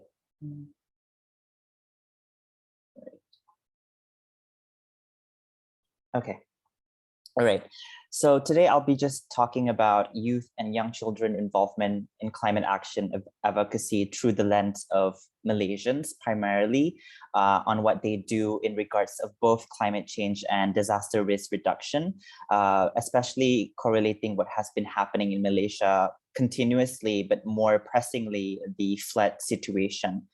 The first section, I'll be just introducing young people as mobilizers of climate action, essentially what they've been doing, what they've been pioneering, and so on.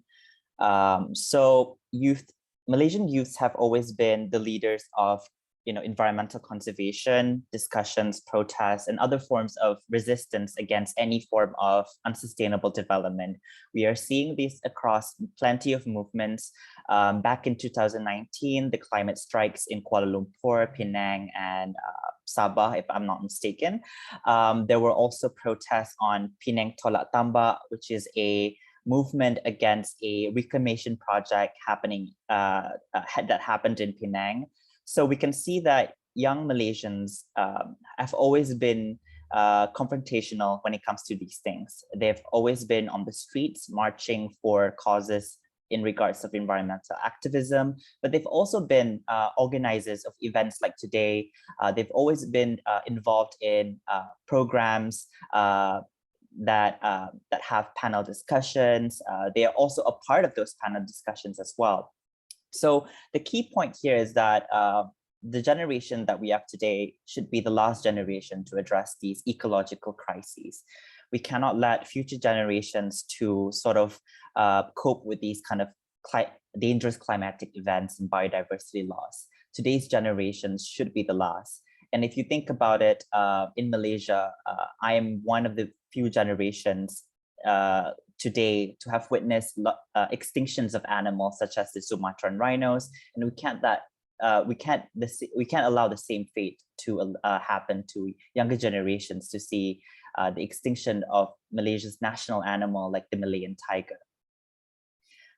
Moving further on is the online solidarity that Malaysians are showing, particularly young people on social media platforms, especially Twitter and Instagram.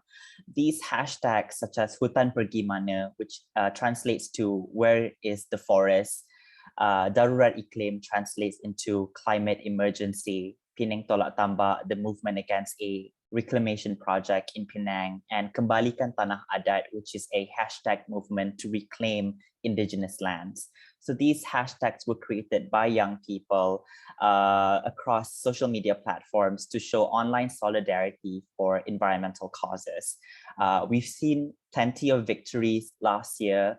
There was a case of a degazettement of a huge patch of forest in Selangor, which is the Kuala Langat North Forest Reserve. It was to be degazetted for a mixed development project, but there was solidarity from not just civil societies, particularly Klima Action, Greenpeace, Five Arts Center, and other organizations, but they also translated their activism on social media by the use of hashtag Hutan Pergi Mana and other hashtags such as hashtag Selamatkan HSKLU and hashtag Save KLNFR. So these hashtags were used by plenty of people who were not directly physically involved in the work towards the protection of the Kuala North Forest Reserve, but they showed their solidarity online. And this is really important. And it was pressing politicians to make huge decisions regarding this problem. And to a victory, it led to the Selangor government to officiate, saying that the development project will be cancelled, and that the Kuala North Forest Reserve will be re-gazetted. And this is a huge victory, not just for young people, but for indigenous peoples living across those huge patches of forest, but also for biodiversity and climate action. The same way can be told as other success stories, such as the revoking of the Penang South Reclamation Project's environmental impact assessment, simply because not only the solidarity of young people using hashtag Penang Tolak Tambak, but the protests from activists from NGOs like Kuasa Perak and people like Shakila Zen, but also because one fisherman decided to take a stance legally to combat this issue with the support of other NGOs and young people. So we can see that this is more than just a hashtag online. It's an online solidarity sort of collaboration where people are voicing out their opinions online, and it translates into big decision makers to actually listen to young people. The next session is going to be focused more on disaster risk reduction with young people being at the forefront of these disastrous events, especially in Malaysia, what has happened recently. Last year, towards the end of the year in December, was a very disastrous flood event that was rampaging through various states, but impacting an unprepared state, which was Selangor. So here we can see that young people are sort of mobilizing help to give flood relief to these victims affected by the floods. One of them is MUDA, which is a political party on the rise, centered on youth-led initiatives. So it was one of the political parties that has managed to amass great numbers of support in terms of volunteerism as well as financial aid.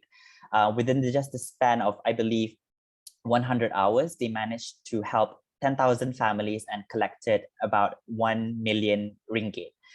This was great because we've seen, great support from them as well, and they're not only focusing on the state of Selangor, which was heavily impacted by the floods last year, but they were also sort of lending help to other states in Pahang as well. So recently, they've also acknowledged the fact that the climate crisis is making floods more severe, rainfall more heavy and intense. So they've decided to send a memorandum to the Malaysian government on climate change, demanding better climate action and flood mitigation efforts. Furthermore, there is also Jejaka, which is another organization that I am a part of. So Jejaka is a youth-led queer group consisting of gay, bisexual, queer men in Malaysia. And we provide support to GBQ men in Malaysia. At the same time, we've realized that LGBTQ persons in Malaysia, because of discrimination and isolation, they were isolated from support in terms of flood relief. They were vulnerable groups that were impacted by the floods last year and this year that were not being targeted in terms of what they need. So Jejaka provided help not just by volunteering of cleanup projects and donations, but we also noticed that they need queer affirming help. For example, like for those persons living with HIV, Jejaka mobilized HIV medication, because when one is displaced from floods, they might lose access to HIV medication. So a lot of contacts have been gone through Jejaka for us to assist persons living with HIV, but also for the cases of trans women in Malaysia, where they've been sort of cut access from hormone therapy, or they've been just isolated from help as well. So we've decided to provide food, necessities, warmth, and other things, as well as shelter for them. So this connects a huge problem in terms of young people, of how they are sort of like group by group marginalized. For example, LGBTQ youths who are not really talked about a lot. There is an intersection between queer injustice as well as the climate crisis. There is very few representation of queer people in climate action. Queer people are afraid to talk about the climate crisis at conferences where countries are discriminatory against sexual orientation and gender identities. So this is an intersection that we need to look at in terms of youth. And I think Jejaka is doing great work.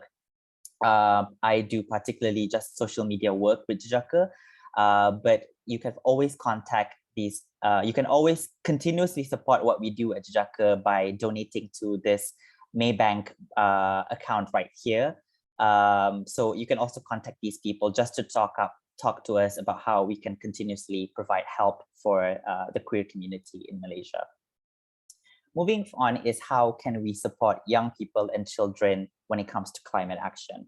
And I think this is one of the most important steps. One of it is the Youth Environment Living Labs YEL project initiated by UNICEF and UNDP Malaysia, help to create local youths in finding their voice in terms of environmental action, but also providing resources for them to not get lost in that momentum.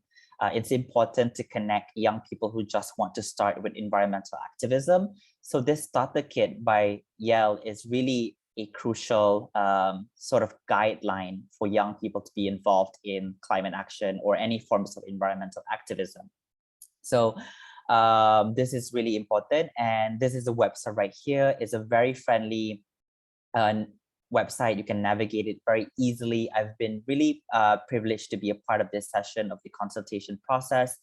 So it is definitely something for young people who are in the audience to know and seek guidance from.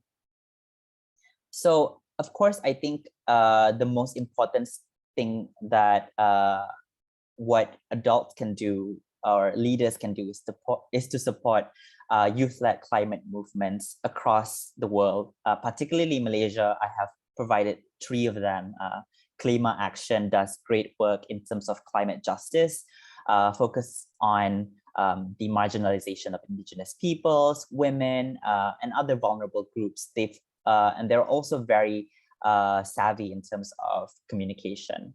There's also my movement, Collective Iklim, focused on biodiversity protection and climate action.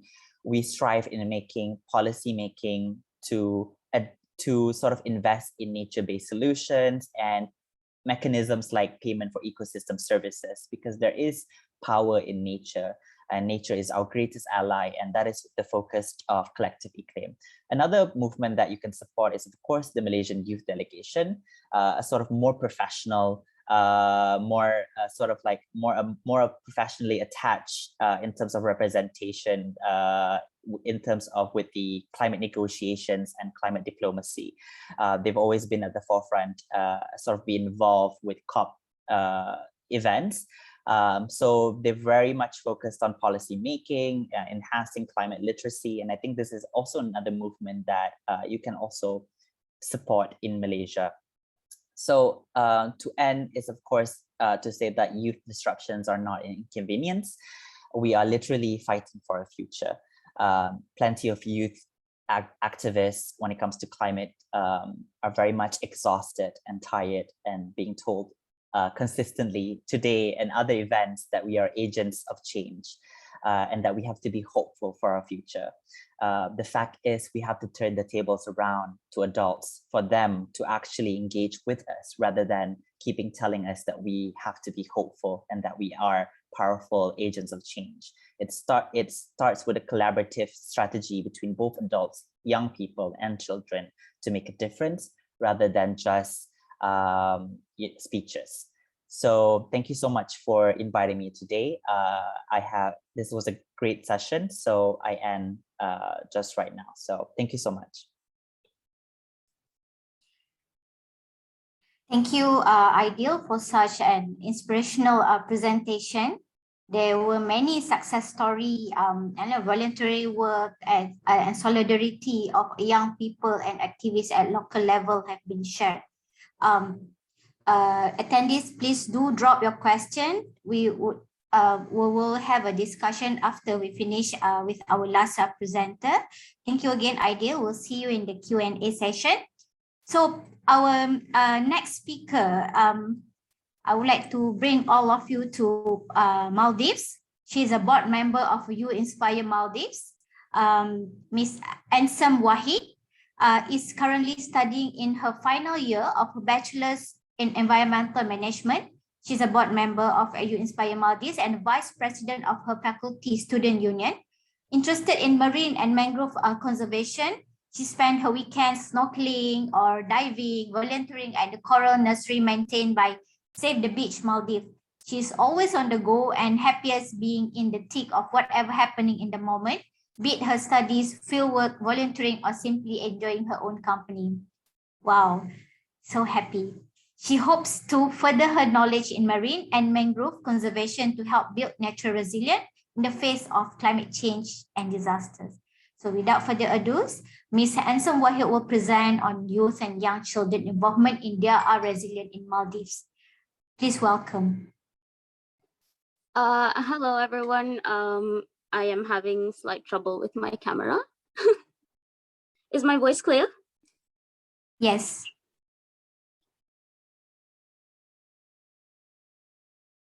Hi, I am unable to put on the background, unfortunately.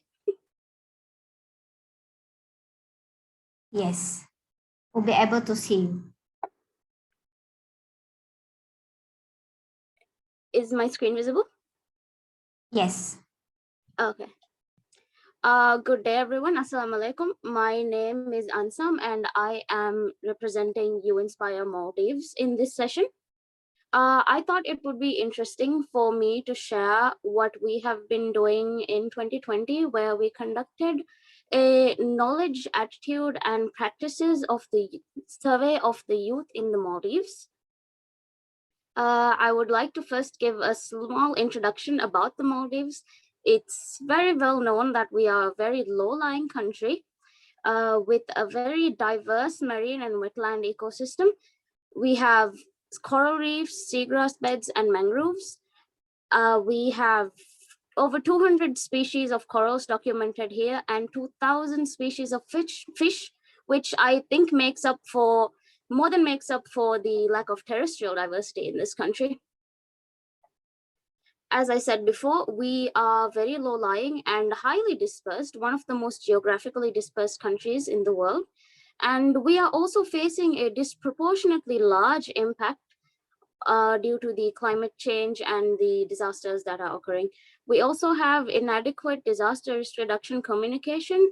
As, like I said before, we are extremely dispersed and it is rather difficult for the communications to occur. The CAP survey that we conducted was in November 2020.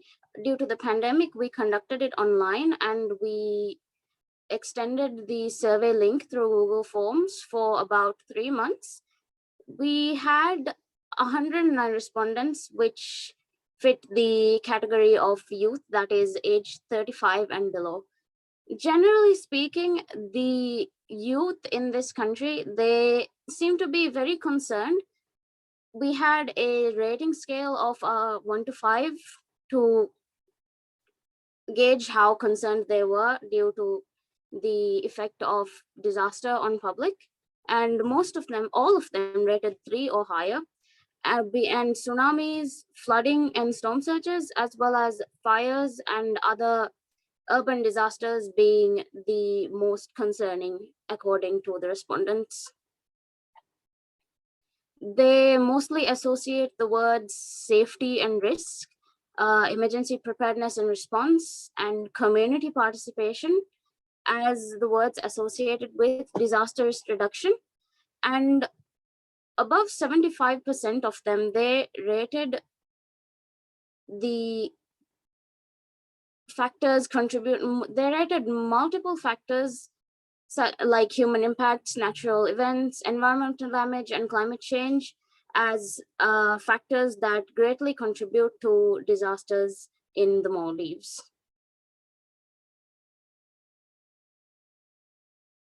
The survey also noted that most of the respondents do not have much education related to disaster risk reduction. Most of them have not completed or even taken part in any courses related to disaster risk reduction or environmental management in the excuse me, in the marine sciences, whichever it is. And more than half the respondents are also unsure of the relevant authorities that are acting in the field in the Maldives. Many of them have also not volunteered during calls for aid. And they also note that there is a very large lack of involvement in the marginalized groups, being women, children, the elderly, and the disabled in disasters reduction and preparedness in the Maldives. And lastly, they noted that the reasons for the lack of participation in disasters reduction planning preparedness include lack of time, lack of interest, and lack of educational awareness in the field. However, there is some hope. We are, like I said before, blessed with a very, very rich biodiversity in Maldives. And I believe that the key to disaster risk reduction and resilience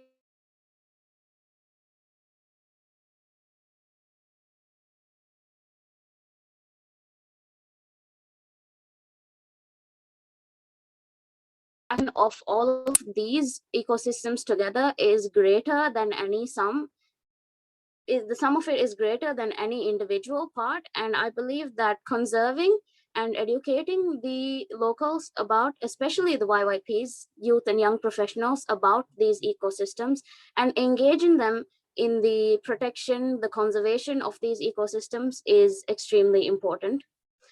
And the survey also noted that while there is the lack of interest, they also believe that there is a need for the youth and young professionals to be taking part in the DRR. And they are also willing to participate in, once again, that 1 to 5 scale rating, 3 and above. Most of them are willing to participate to a moderate, being 3, to a high degree, being 5. However, there is that gap between the actual participation as well as the perceived need for participation. And again, we believe that this is due to the lack of outreach and lack of education and awareness in the country. And there are some things that we have been doing as well. Currently, there are 71 nationally protected areas in the Maldives. And aside from the governmental mandated protection, there are also some community conservation efforts occurring in the islands, be it the small localities or the reefs, mangroves, and other ecosystems around them. And we also do have current and future education opportunities, and we are working for the promotion of the currently available courses in the Maldives. Like myself, I am a final year student in Bachelor of Environmental Management. I do have course mates that are studying marine science.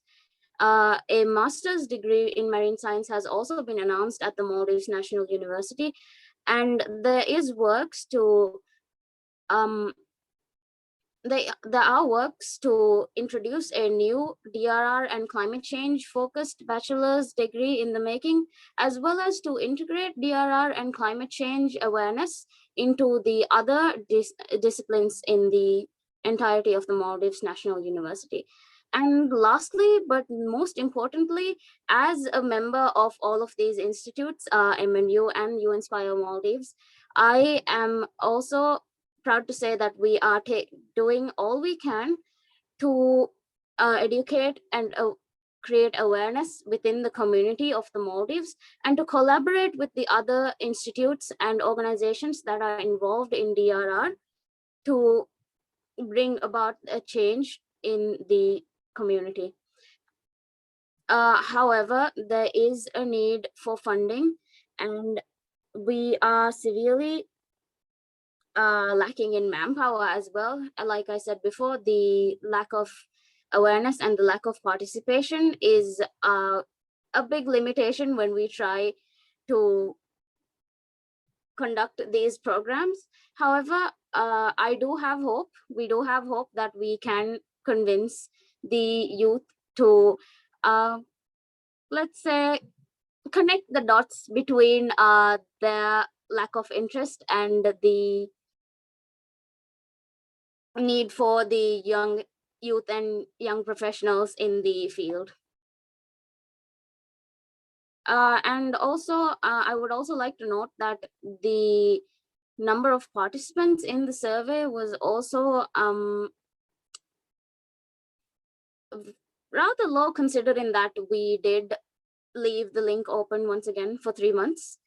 Once again, I believe that this is the lack of awareness and the disinterest.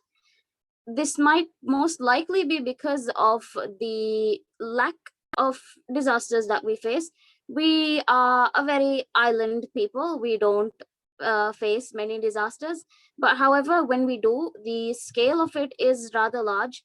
We have had, of course, the infamous tsunami that has occurred in 2004, as well as rather large urban disasters like house fires that spun rather out of control.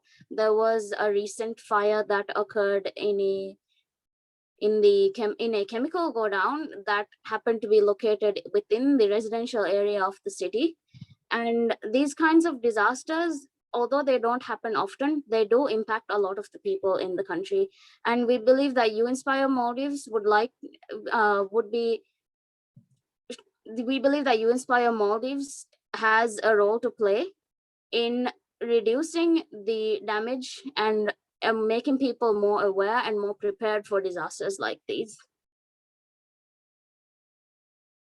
So, like I said, the integration of the climate change and disaster risk reduction in all the other disciplines and fields would hopefully create a more holistic education system with a more multidisciplinary approach and a well-rounded approach.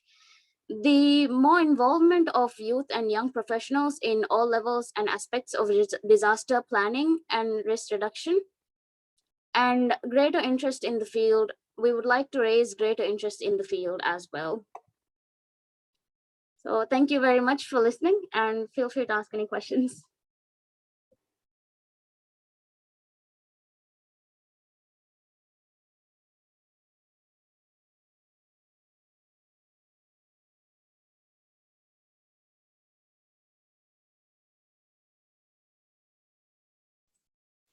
Fasta, you're still mute. Sorry. Thank you, Ms. Ansom, for an excellent presentation on what the YYP in Maldives has been doing. May I invite all speakers to turn on your camera for our Q&A session?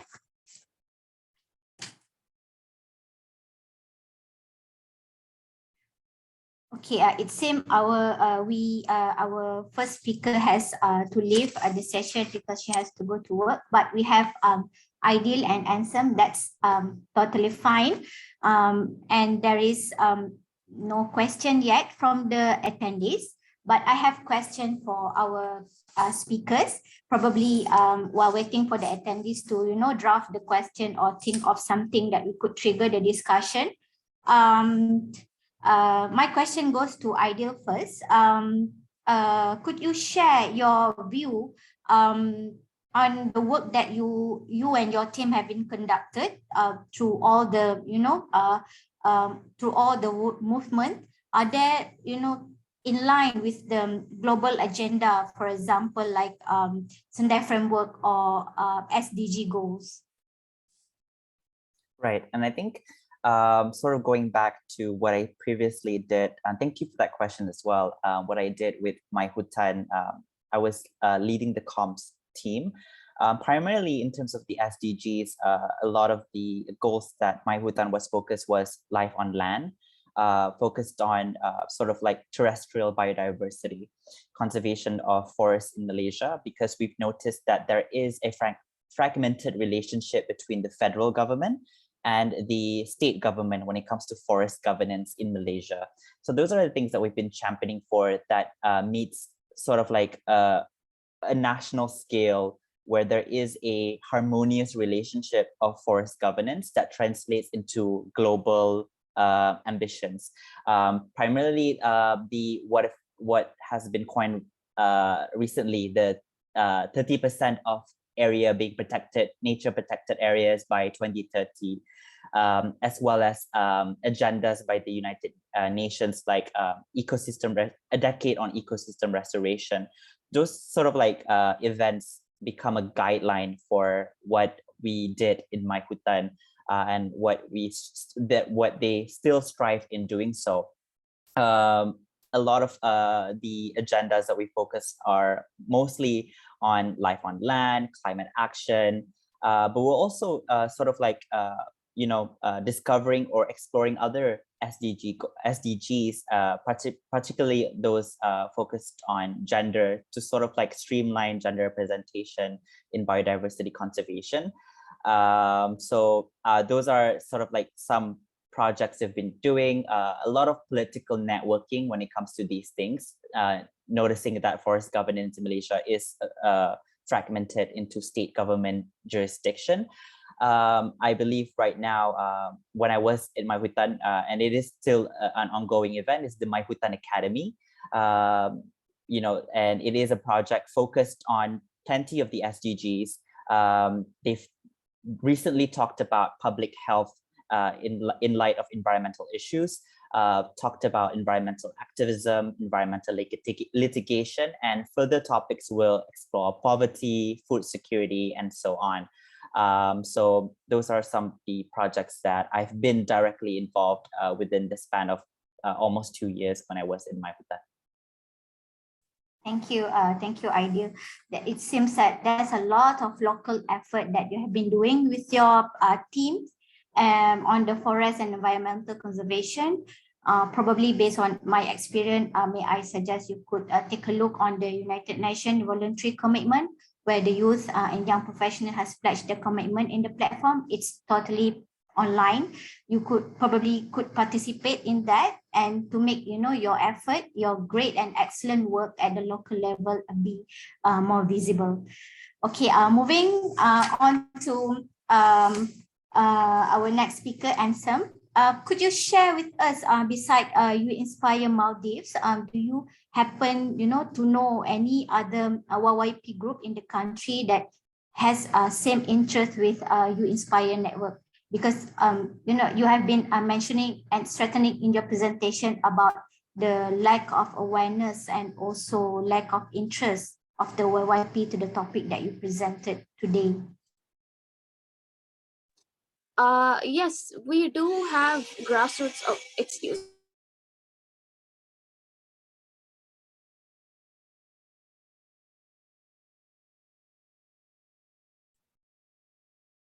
Miss Ansem, are we losing you?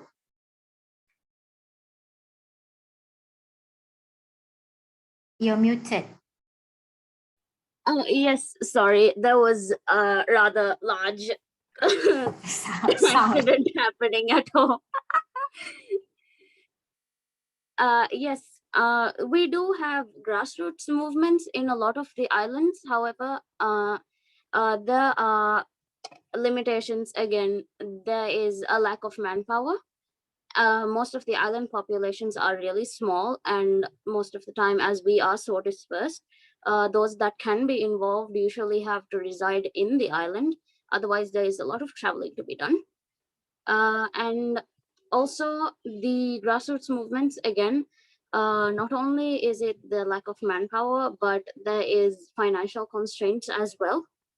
And we do have, notably, I would like to mention again, Save the Beach Maldives. This is one of our more well-known organizations in the country.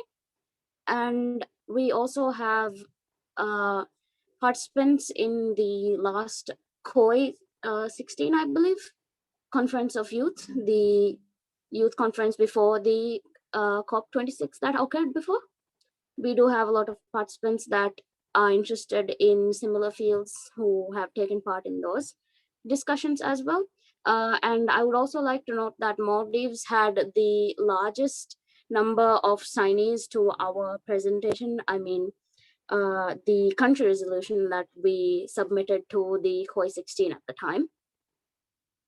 So in a nutshell, there are grassroots organizations, and a lot of them are at the island level, so they are constrained by financial and manpower. And however, the aim of, again, U-INSPIRE Maldives is to be able to work with all these island communities to be able to build a more resilient country. Thank you, Ms. Ansam. I see there's one question from our our attendees. She's from Malaysia, so probably this question goes to Ideal. How far construction professionals such as project manager could contribute in DRR and resilient during disaster event? They are obvious and significant from private sector. Probably you could answer the question based on your perspective of work, Ideal. Right, and I think they are significant, mainly because we've seen in Malaysia how infrastructures are so vulnerable to climatic conditions, events, especially the floods. So they are people from the construction sector, especially projects coordinators. They are very much significant. What they can do is possibly to sort of like, have a tool, sort of an online tool or a measurement tool for buildings to become more resilient to these sort of like disaster shocks. It's also about these project coordinators or leaders knowing the location-based data when it comes to how exposed a region, an area, a building is when it comes to these disastrous hazards. So they are important in that measure. But it's also important when these project leaders, especially in Malaysia, to sort of like start a conversation or a discussion on how we can emulate concepts rather than gray infrastructure to a green infrastructure, sort of to merge nature-based solutions in it, whether it's using wetland systems, artificial wetland systems, I mean, or other sort of like methods of enhancing greenery into that building or that urban placement to sort of like adapt to the flood situation in Malaysia. And I think this is the concept is called a sponge city. It's very much practical and very much I think the problem in Malaysia, we've always seen flood and rainwater as a problem to move them away, to sort of like remove these rainwater and remove these floods. But rather we should actually let the flood and let the rainwater flow naturally through lush vegetations, through wetlands. These are like some suggestions that I can make. I think going back to what I said, nature is our greatest ally and we should invest in them in any form of sector, especially the construction industry. Thank you, Aidil. That was a very great, suggestion, and I hope that answered the question to our attendees. And I saw that Dr. Ifa has also added on to what Aidil's has pointed out based on her expertise. And I saw there's a question to both of our speakers. Maybe I could start with Ms. Ansam. There's a question. How do you plan to inspire and engage more number of children and youth in your context?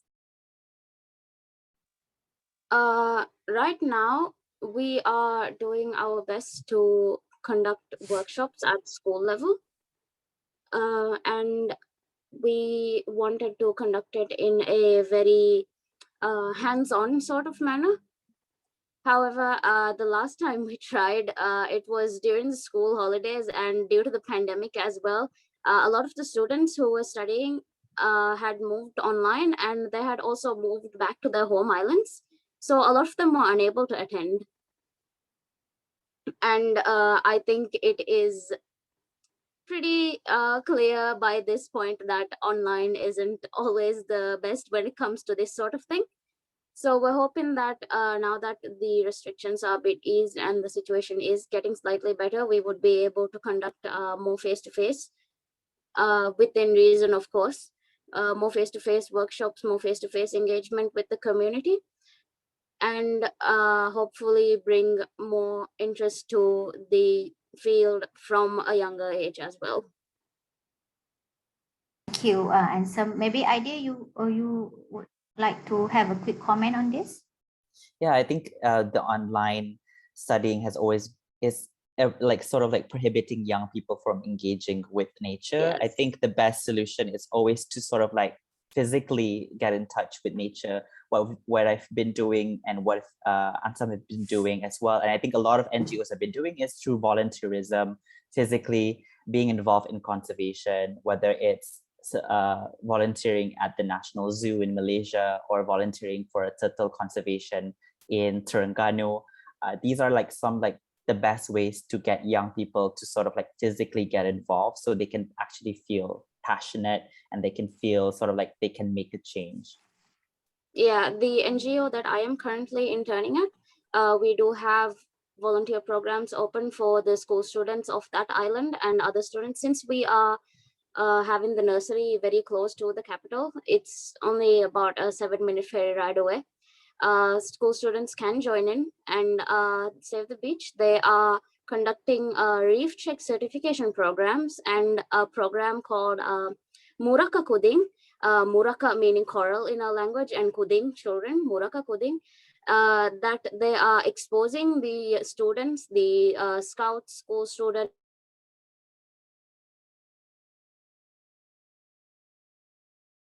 We're losing Ansam.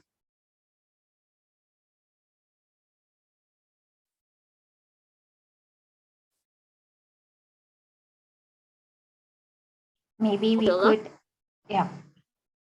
Yeah, we lose you for past 15 seconds, I think. But that's yeah, fine. I got the notification that my phone was overheating. Oh my goodness.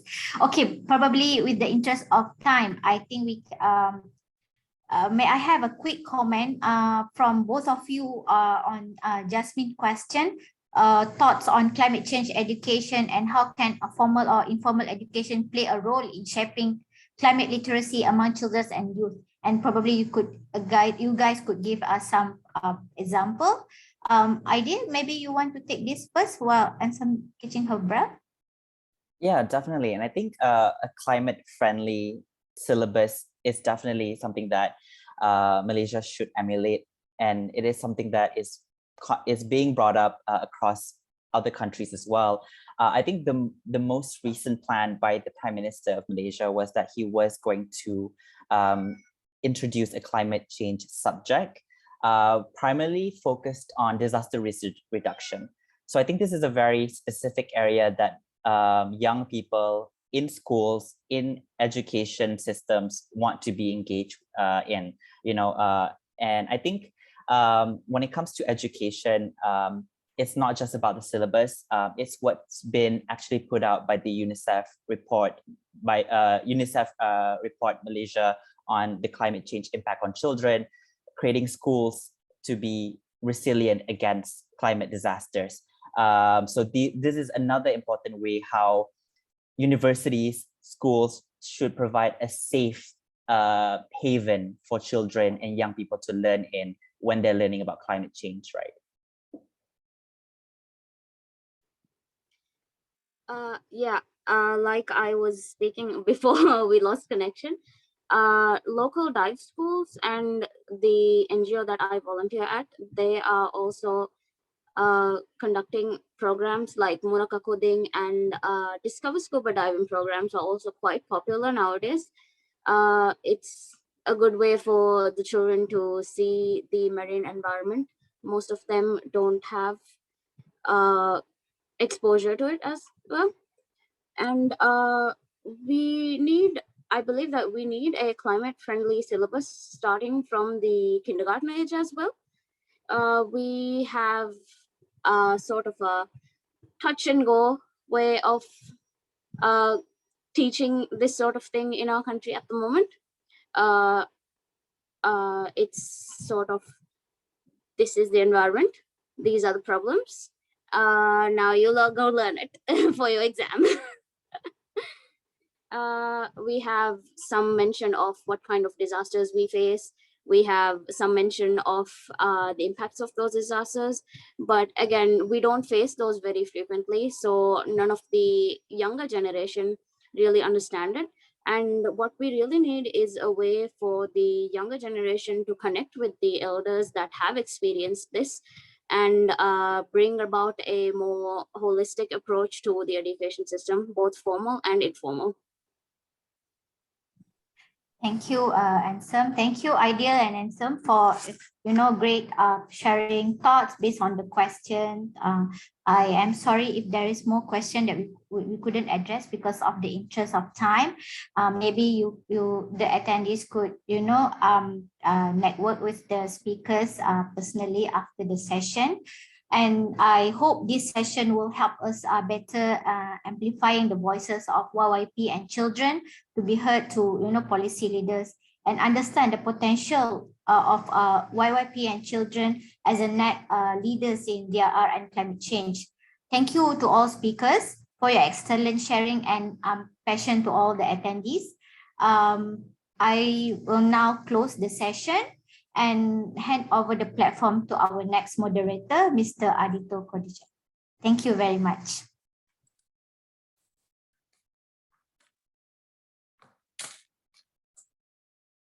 Thank you very much, Fasha, and thank you very much for the organizer as well as to all the participants. And I will be moderating for the next session, which is the session 3, engaging with young scientists and early career researchers on DRR and climate change innovation.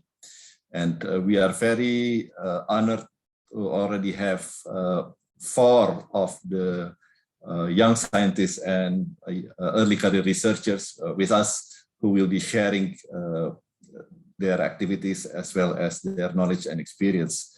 So we have Dr. Julie Faro, and I invite Dr. Julie Faro to turn on the camera. I also invite Dr. Azdiana Ashari to also turn on the camera, and Dr. Ramanditya Wimbar Dana to also turn on the camera, and also Ms. Nagisha Shiba to turn on the camera. So it is really an honor to have the 4 of you with us today. Thank you very much. We are still waiting for yes. So we have a 45 minutes session for you to share, and it would be an honor to hear from you. And I think I understand that Dr. Julie might have to leave earlier due to other engagement. So I would like to invite Dr. Julie Faro to be the first speaker to convey. So Dr. Julie Faro is a disaster risk reduction planner, and he is currently also teaching in the Fiji National University. So welcome to you. He has been actively involved in knowledge sharings, in community empowerment, in stakeholder collaborations, especially in the field of DRR, and also in the blue economic concept for Fiji. We know that he is very passionate in serving people, especially to empower them in disaster risk reduction knowledge, basically because he believes knowledge is the power to transform the society. So, and he is also representing the U-INSPIRE Fiji. So, and Dr. Julie will share with us the Pacific youth and young professionals in disaster risk reduction and climate change. So Dr. Julie, the time is yours.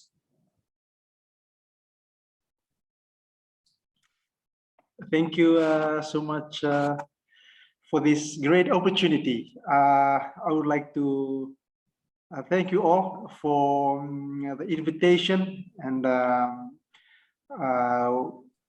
having me on this particular platform to present some of the work that we've done in Fiji regarding disaster risk reduction and other things that we can that we've done for the country regarding the U-INSPIRE Fiji chapter, as we going to see later on. Can I share my screen, or can I share? Yes. All right, thank you. Let me share my screen. So here.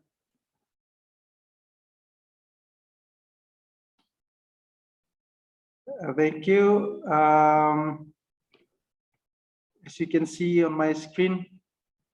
Yes, it's visible. If you could make it a slideshow, that would be better. Just a few introduction regarding this DRR and the concept that we talked about.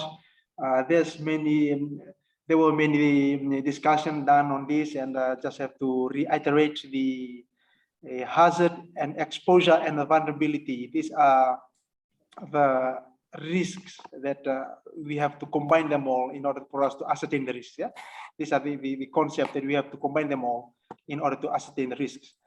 And also, we see hazards can be artificial or natural hazards. And throughout the world, the contribution that natural disaster, natural hazards that has been contributing towards disaster in our country, throughout the world as well. We've seen from a time frame of 2000 to 2011, about 1.1 million people, according to the UNDP report, been killed, and also 2.7 billion people had suffered material loss, and also 1.3 trillion US dollar worth of physical damage. Yeah, that's a huge amount that been discovered by this by different hazards that we face throughout the world. Eh? And something that the small island developing states such as Fiji Island experiencing at the moment is the increase in intensity and the severity and also the frequency of natural hazards. Yeah? We can see the frequency, if you talk about the frequency of natural hazards, for example, flood no longer comes in the interval of 1 year. It comes in the interval of say 2 months or even a week. So it getting frequent. It also intensify, and also it's getting severe as well. The impact on livelihoods and the infrastructure, as well on the cost, the lives of people as well. Eh? If we consider some of the background of Fiji, let me just give you some of the background of Fiji, the Fiji background. We have about 884,000 population, not even a million population. So a very small population. And covering about 18,275 kilometers square. Yeah? You can see the map on a screen as well.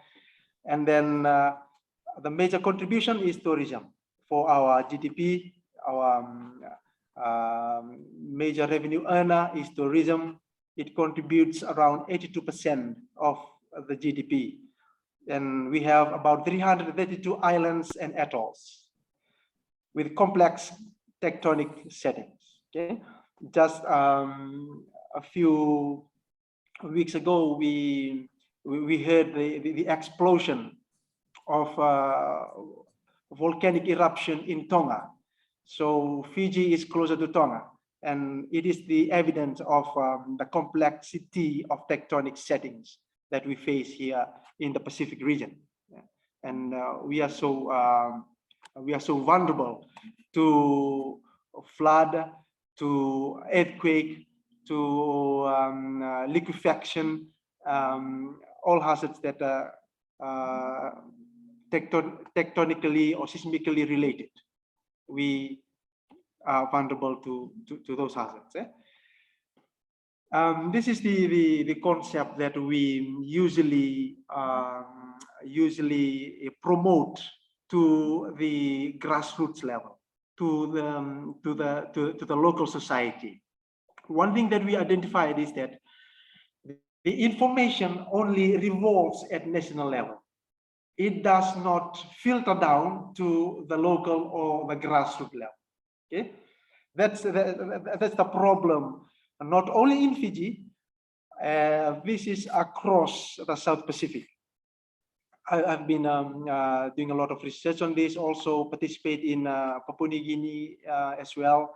We've seen the knowledge of disaster risk reduction only revolves at national level. So we try to take this down into the local community and embrace this particular concept, try to identify the hazards that they are vulnerable to, and then identify this the vulnerability, all the concepts that we can identify, the type of house they have, the structure, the location of their houses, the location of their community, because these are all the things that must be taken into consideration, known as the factors or the parameters that needs to be consolidated. At the moment, I just want to share this particular map. This is just a disaster risk reduction map. This is what we call the flood hazard map of Vitilevu only, the flood hazard map.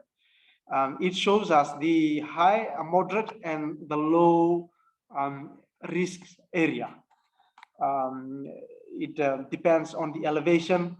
What we've done using the tool called GIS to analyze and combine several parameters. We've combined several parameters from the soil, and also from the site and the geology as well, in order to give us this kind of hazard map, flood hazard map for Vitilevu.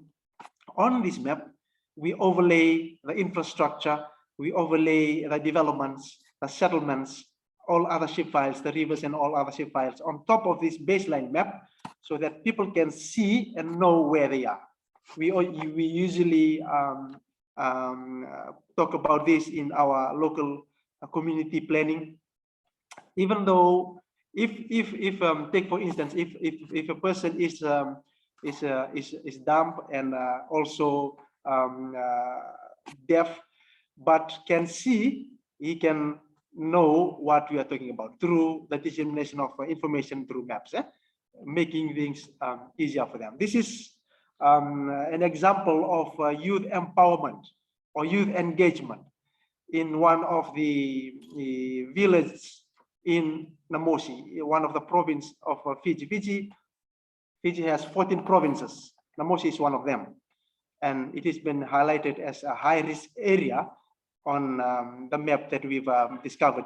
And we went down to the grassroots level and engage with the people, the youth, and engage with the community, letting them know their vulnerabilities, the type of structure they have, the type of building they have can be a disaster, when a particular hazard happens.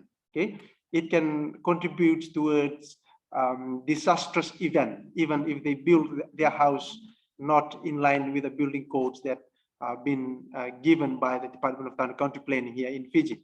So this is what we call knowledge sharing or empowerment, giving them knowledge so that they can do what they do at a local level.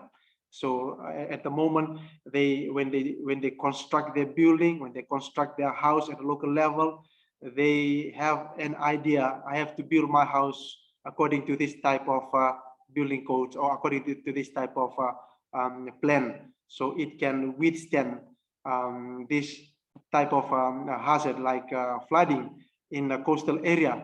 We've told them you have to adapt, be resilient. So stay wherever you are, or you relocate, or even you can build your house at a higher level, or using a pillar, like a pillar post to build a house, and adapt to the situation that we have. Because we have limited land. Land is also an issue for us. we have limited capacity to move horizontally. We can move vertically, building up. This is the young graduate. We involve them in scientific research, get them on board so that they can learn the methodology of ascertaining location-based disaster risks map. We select them from the university as well. Then they take this on board and also contribute towards disseminating this knowledge to their peers and to their communities and to the greater society they're going to work in the future.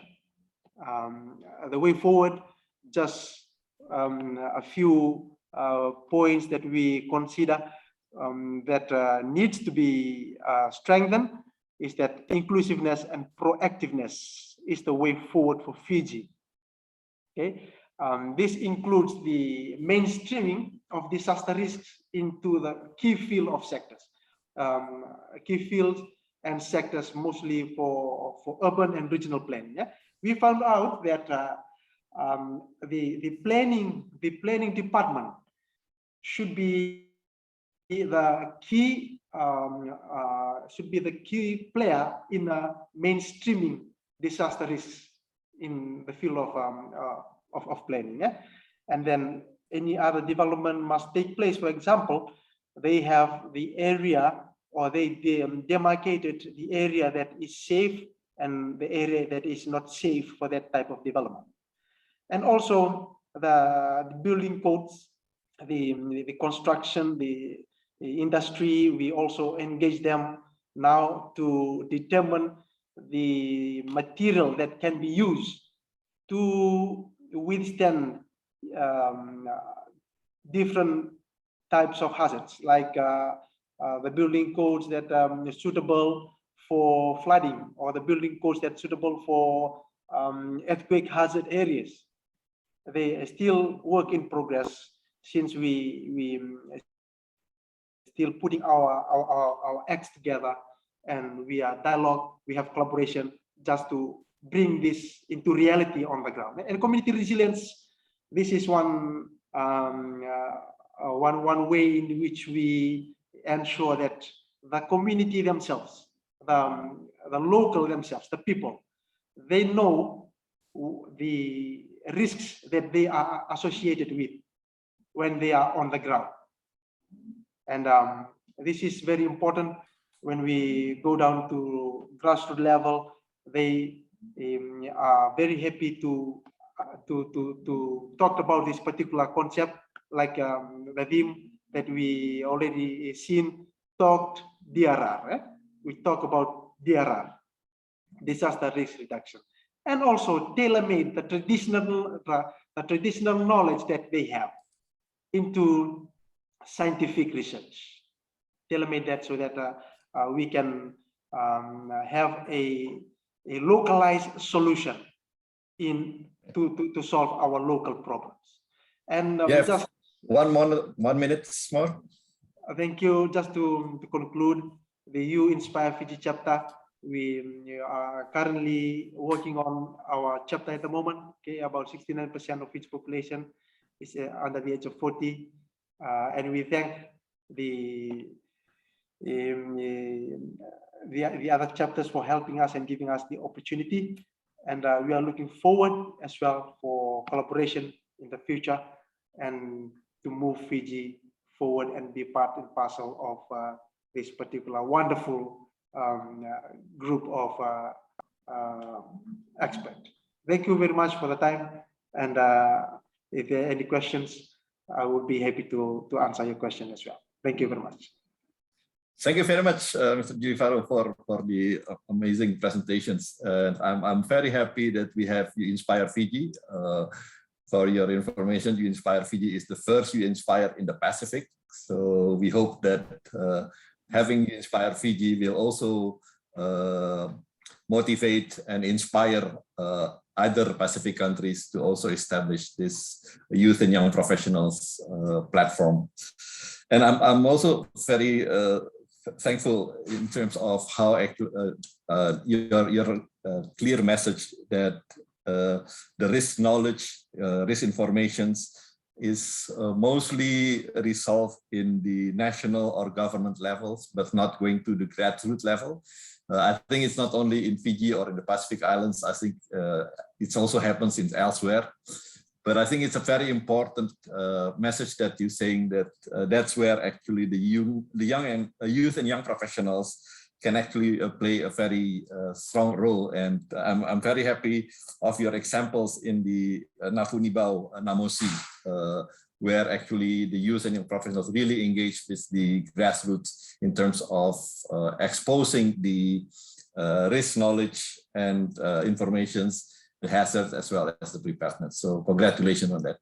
And I invite the participant, if you have any questions for Mr. Djelid's presentations, please put it in the chat and we'll take that at the end of the session.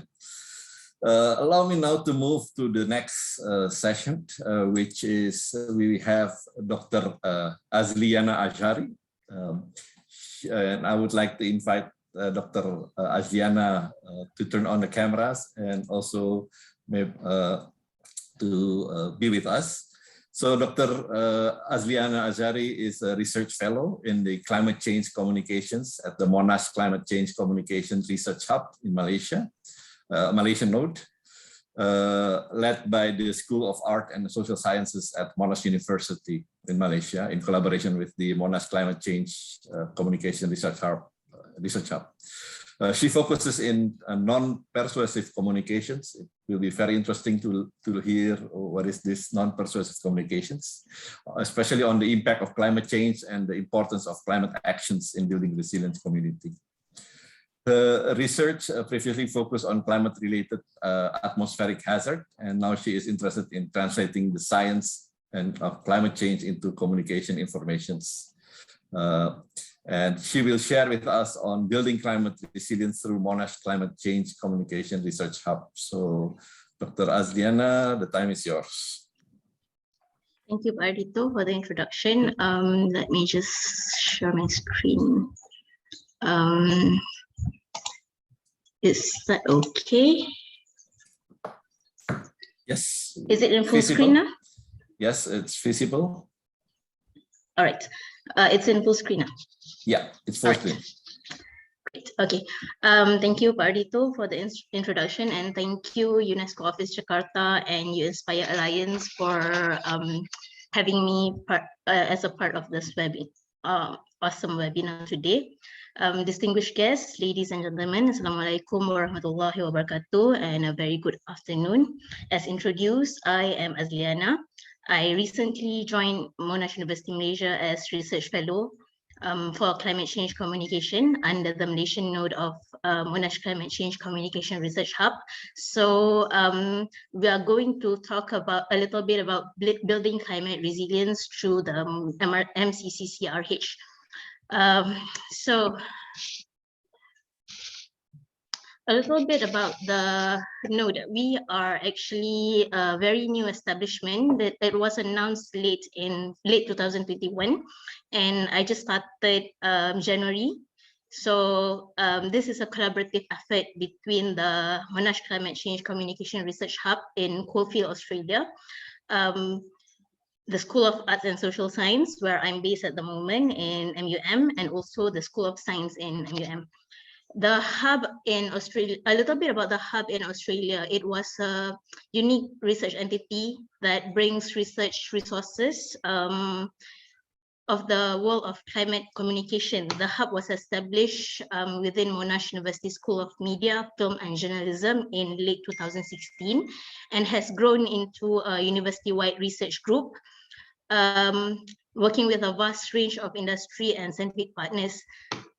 The research strategy for the hub is from media studies, journalism, sociology, political science, and climate science were combined together, and they seek to improve public understanding on climate change.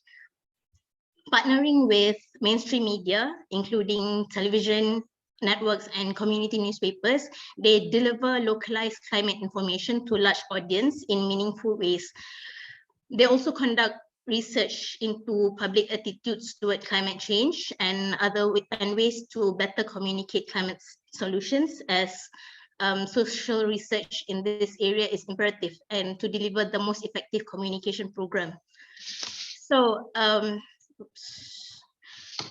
the node, as I mentioned, was established late 2021. It was one of the first steps in global rollout of the flagship communication program of the International Universities Climate Alliance. This was awarded to the hub, and the flagship communication program is planned to operate across the 6 regions across Asia, Europe, UK, US, Africa, and Oceania. And this flagship communication was aimed to train universities in how to deliver high-impact, non-partisan, and non-persuasive communication on climate to public audience.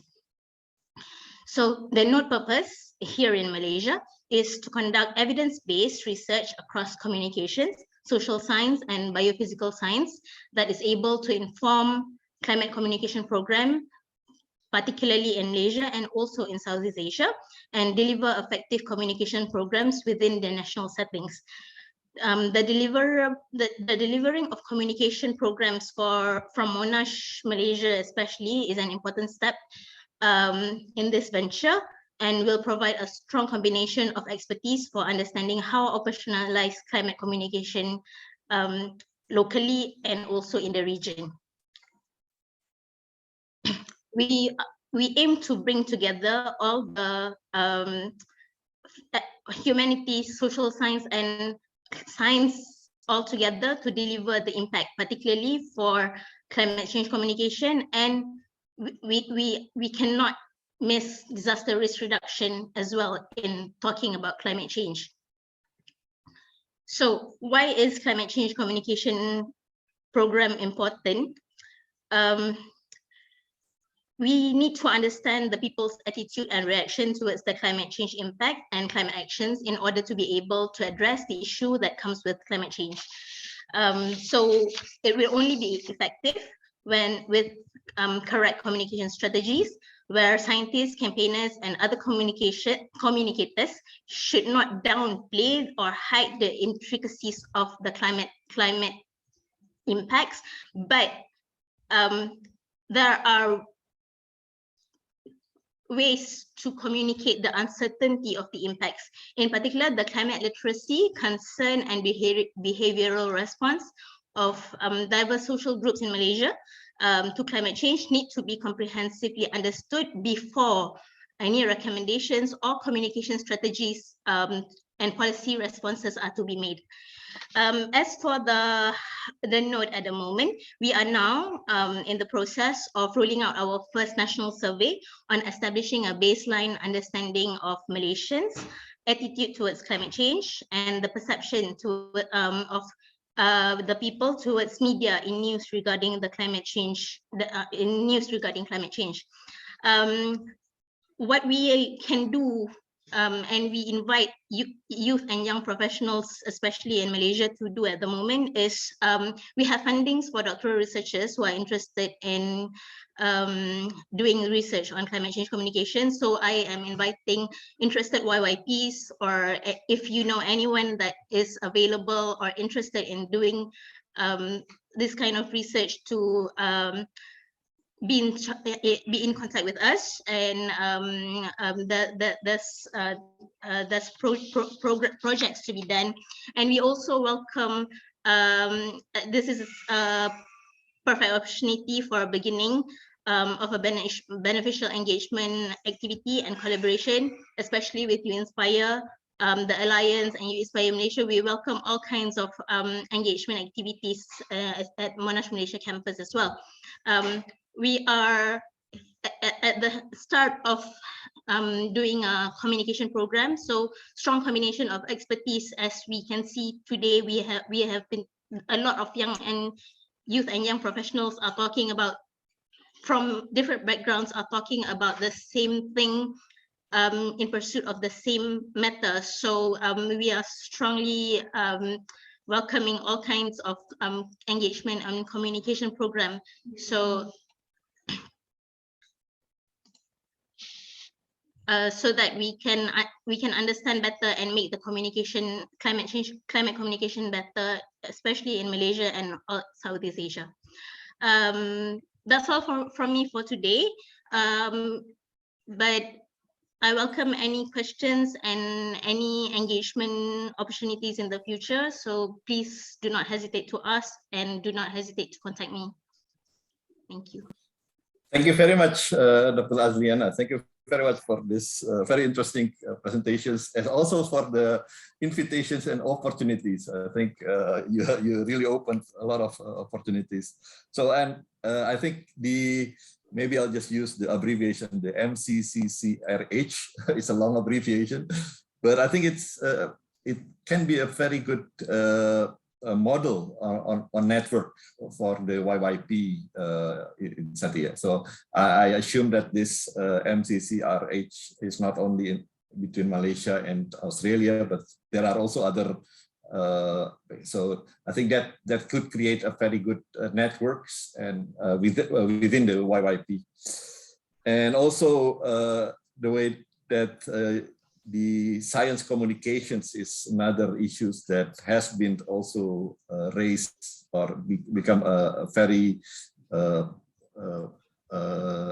concerned as well as interest of the youth and young professionals. I think science communications is really an issue, and we also listened from Dr. Julie how actually bringing the science into the grassroots level.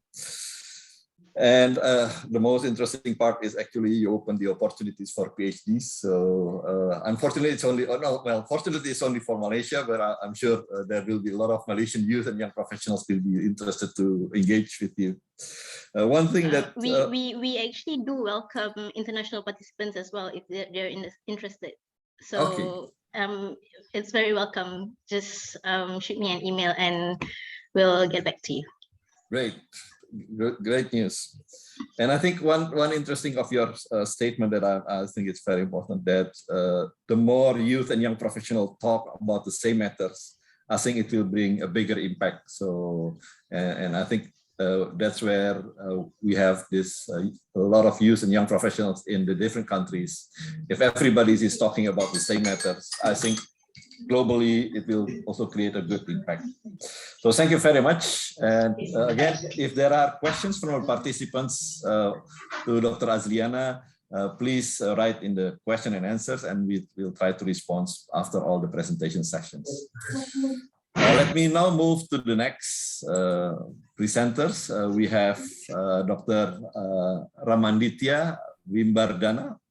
He is the associated at CHARI.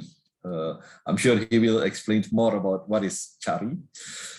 He is research and it is a startup working that enhance knowledge management. I will let you know. I will let you explain it further. But Dr. Ramanditya held a PhD degree in sustainability science from the United Nations University in Japan. In the past 10 years, he has been involved in disaster risk management and climate change adaptation research. He has worked for several consultancy projects with non-governmental organizations in Indonesia, and also among others like the child protections and youth empowerment. Now he serves as a policy advisor in the development working group G20 under the Indonesian presidency. So it is a very prestigious positions, and I'm sure it will be a very prestigious event also of this G20 in 2022. And in that position, he promotes the adaptive social protections in developing countries and least developed countries, as well as in small island developing states. So he will share with you about the early career researchers' quest in resilience building through Indonesia and future research.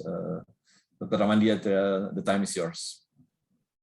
Yeah, thank you, Pak Ardhito, for the kind introduction. Can you see my screen now, right? Yes, it is in full screen now. Thank you. Okay, thank you, Pak Ardhito. Again, allow me to introduce myself. My name is Raman Ditya. I'm an associate at CHARI.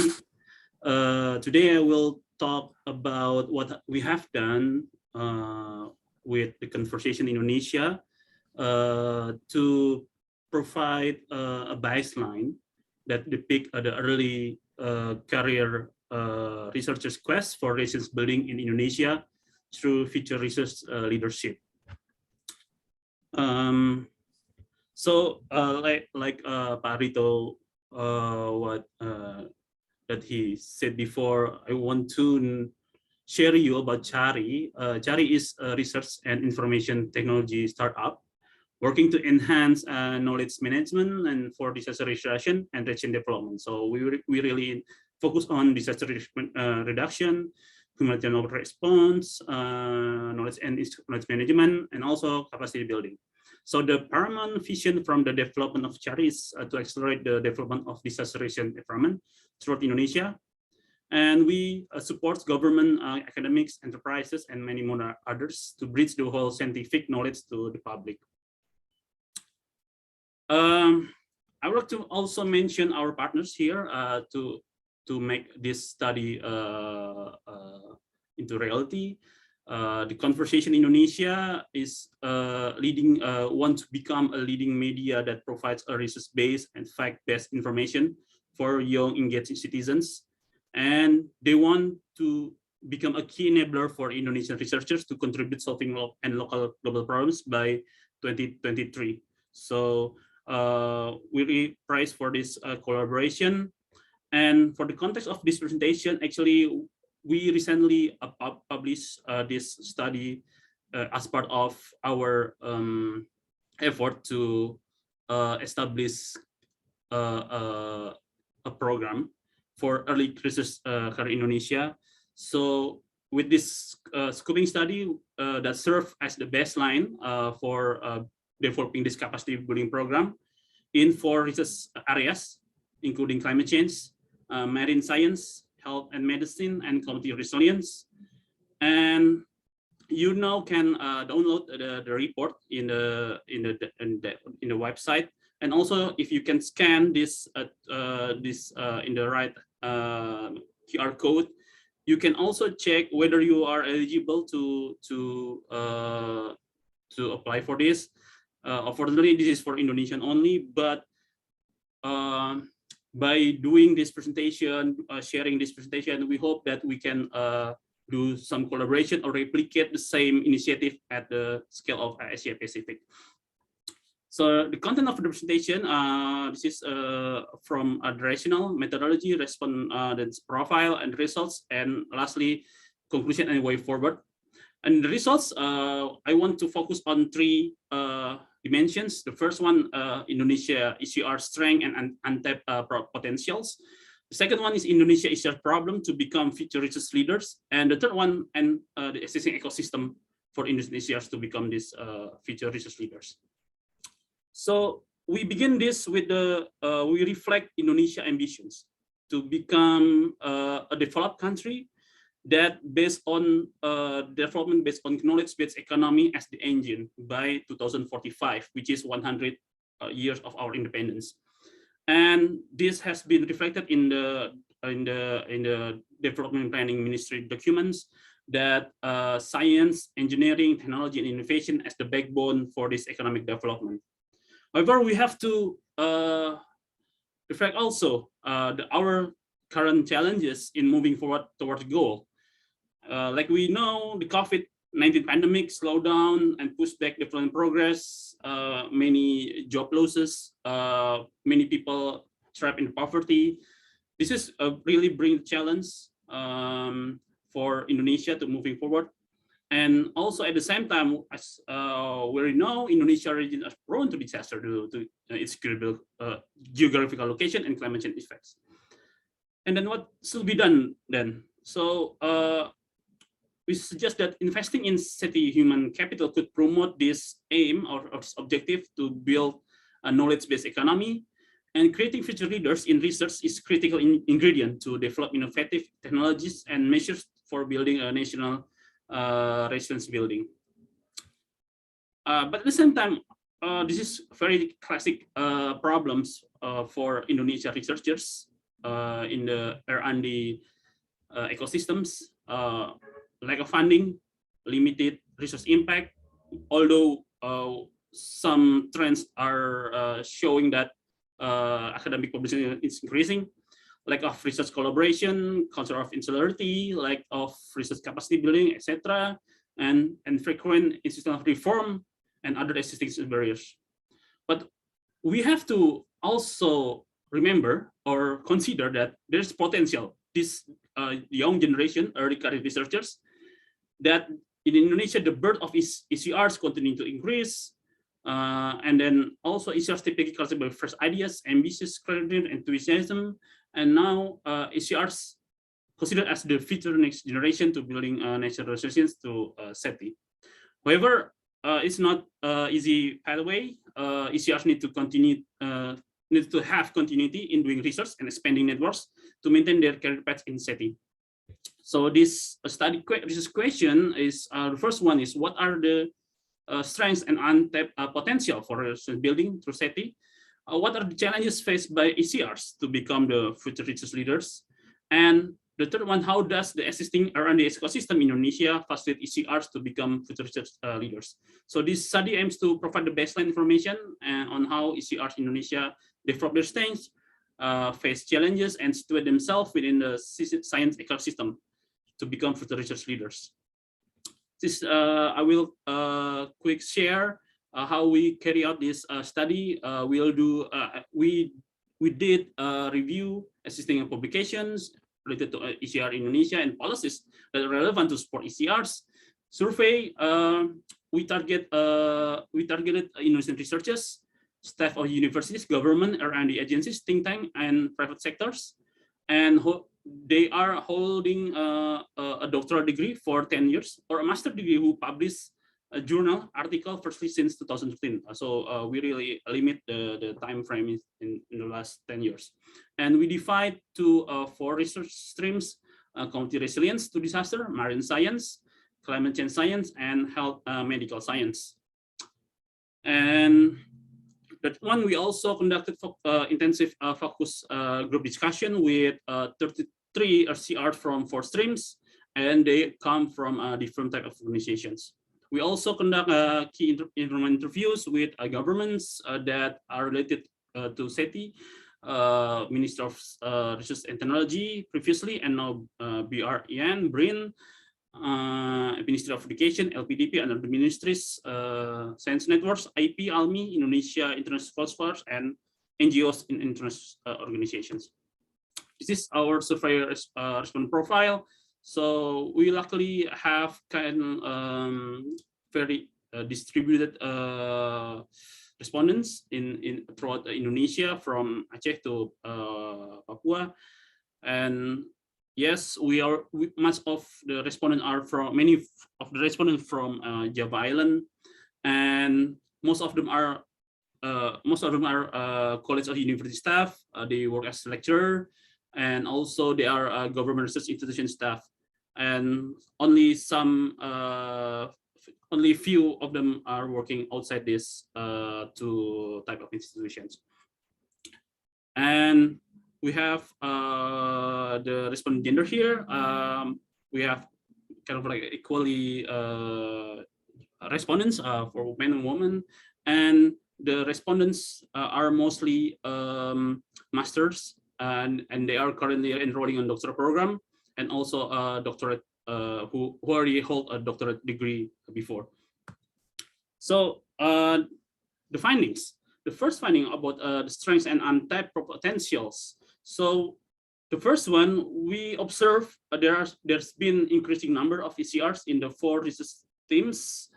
As a proxy, we filter out researchers from our ministry database we want to limit down who firstly publish articles within the 4 research teams, the 4 research teams since 2013, and we found this kind of like intriguing graph that there's been an increasing trend, especially in the health and medical science, from 2013 to 2020, and a steady increase also in other 3 areas.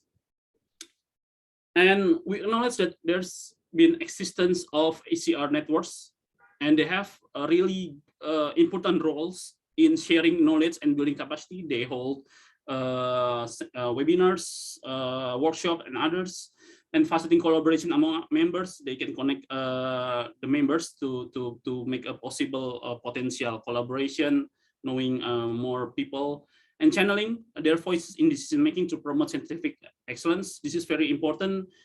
For example, the work of ALMI here, they really strong to promote a research endowment fund, which is one of the portion is should be to be allocated for ECRs, and promoting evidence-based policy advice in decision making. And also resonating from the speakers, this is also an issue that ECRs trying to putting more efforts for science communications.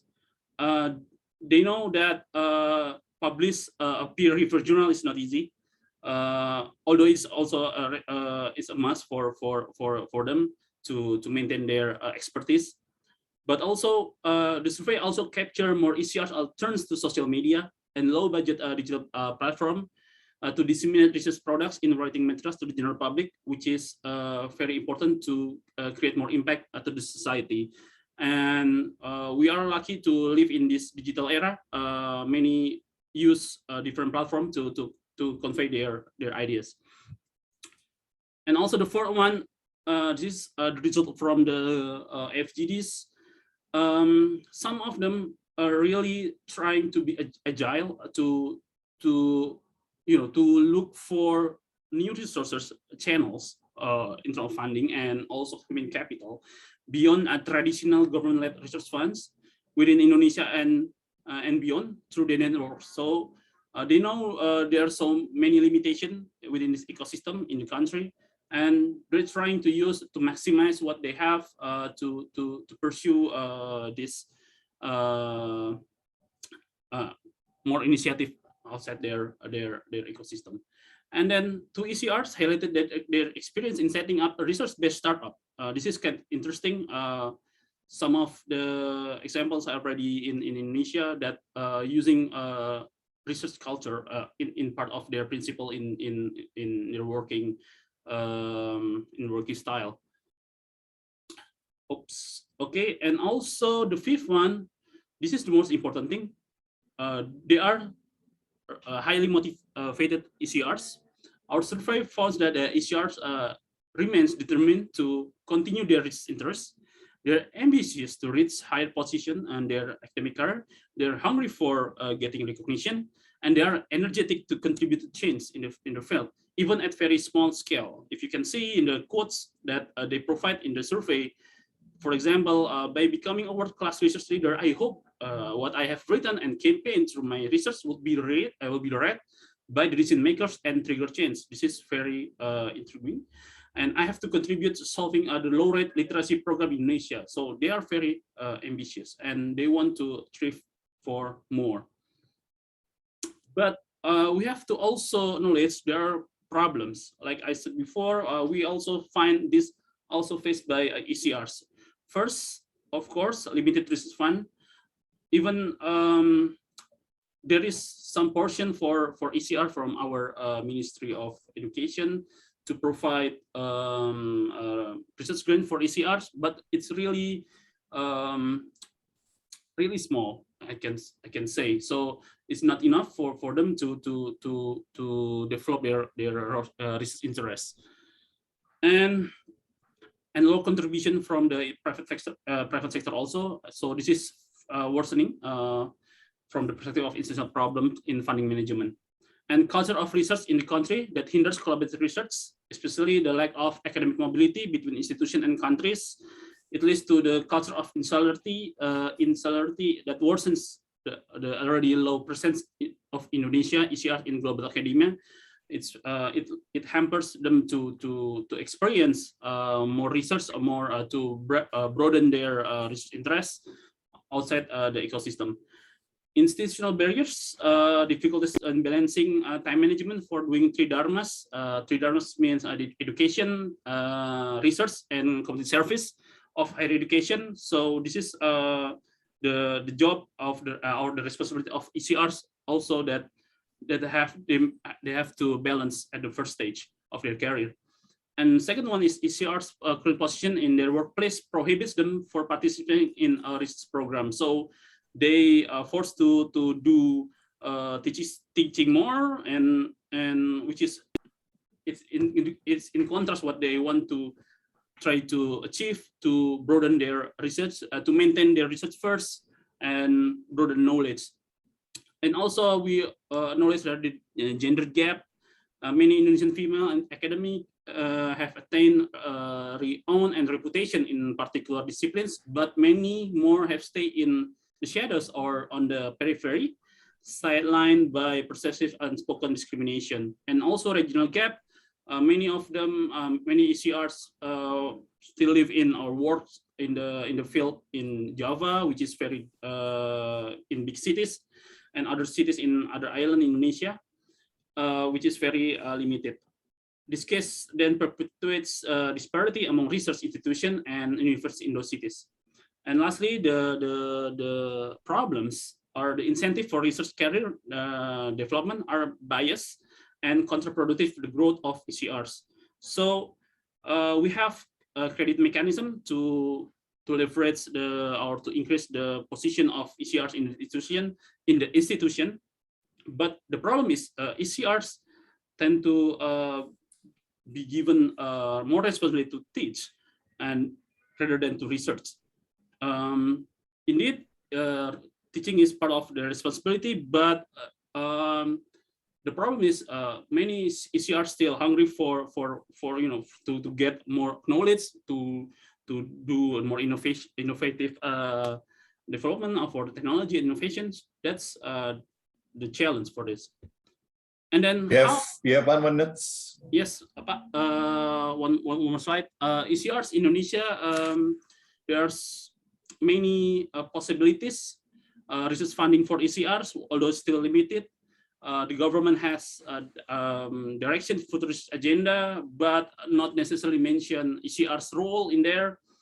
They have knowledge placing ECRs in the national institutional arrangement, but there's limitation in the credit mechanism. And preparing the seats through scholarship, Indonesia already have many options to provide to create more ECRs. And the establishment of research endowment fund, which is not yet established, but at the moment we are looking forward for this research endowment fund. And the birth of BRIN as a sole research-based institution also changed the landscape of the institution research-based in Indonesia, which is also impact on the capability or the performance of ECRs in the future. And this is the last slide. The way forward to promote future research leadership for building resilience in Indonesia. Based on this study, there are challenges needed to be considered. ECRs in Indonesia still struggle to maintain their research and build their capacity despite their determination to make change in their field or public problem. And ECRs find difficulties their pathways to cement their SETI career amidst frequent change, barriers, and culture insularity in their institutions. So through this program, we looking forward to develop their career, not only vertical development, but also horizontal development. So vertical development, we want to move this ECR from the states of dependent, which is team player, faithful follower, to become achiever, independent thinker, self-directed as agenda. And then at the end, we want to have this characteristic of ECRs that become a collaborator, become interdependent thinkers, sit system patterns, long-term thinker, hold multi-frame perspective, and hold contradiction. And lastly, horizontal development, equip ECRs with personal, technical, political skills to prepare to become future research leaders. So this shall help ECRs seek competitive research funds, publish research public research, communicate to its general audience to produce impactful, high quality and relevant research. And that's all from us. I'm looking forward to have a fruitful discussion with you. Thank you, Pak Ardhito. Over to you. Yes, thank you very much, Ramenditya. I think your presentation is very interesting, and the study that you did is very rich. I can get a lot of information from your study, and I think this is very strongly related with our objective of the webinars in trying to get something that we can actually communicate to the decision makers, especially GPDRR. So we might need to get back to you with the results of your studies in a later stage. But I think there are a lot of interesting findings, and also about CHARI is very important because it actually helps the ERCs in terms of really knowing what is still missing, what it needs to be done, what has been done, and so forth. So congratulations, CHARI. And you mentioned that there is two actually already startup companies. So I think this is also something that we need to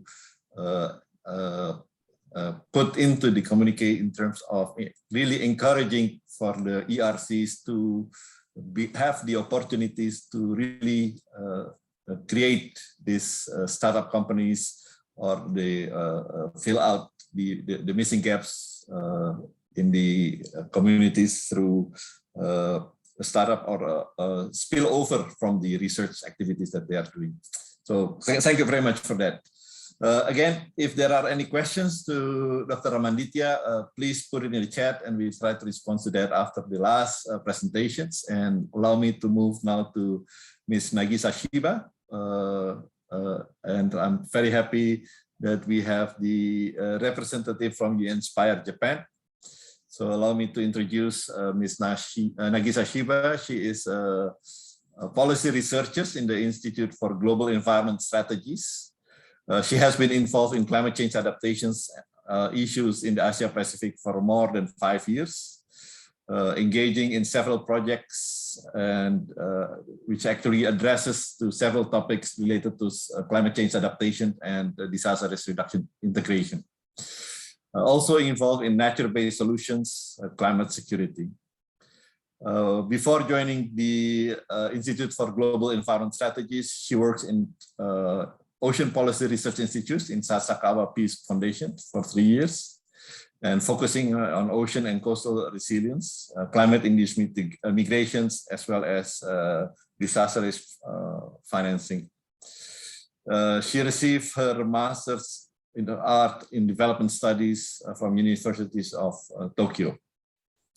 And she will share with us in this integrating science and local knowledge for better planning on climate change adaptations. Ms. Nagisa, the time is yours. Thank you very much, Ardhito. I'm a little bit concerned about time, so I will try to keep my presentation short. So good afternoon, everyone. My name is Nagisa Shiba. First of all, I would like to thank the organizer for inviting me to this inspiring panel. So it's my great honor to present on behalf of U-INSPIRE DPM. I am currently working at the Institute for Global Environmental Strategy, or IGES. And IGES is a policy research think tank based in Japan. And we are working on research activities that support climate change adaptation in Asia-Pacific region in particular. So in this presentation, I will introduce my ongoing research project. So that I'm taking a leading role as an example of engagement by the career researcher, which is about integration of science and local knowledge for better adaptation planning. So we often say integration of CCA and DRR is crucial, and it is undoubted. On the other hand, we must recognize that there are commonality and differences between CCA and DRR.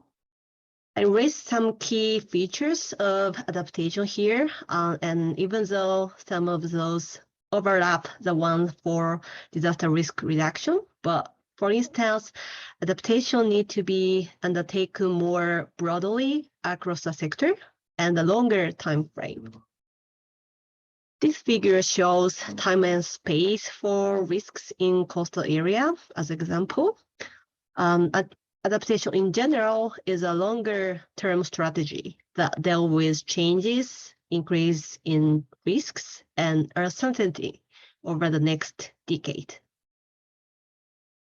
And this is the adaptation planning and implementation cycle defined by International Organization for Standardization, or ISO. So this looks typical project management cycle, but what we need to note here is that it starts with assessing climate change impact. So we need to understand future climate change impact as a starting point.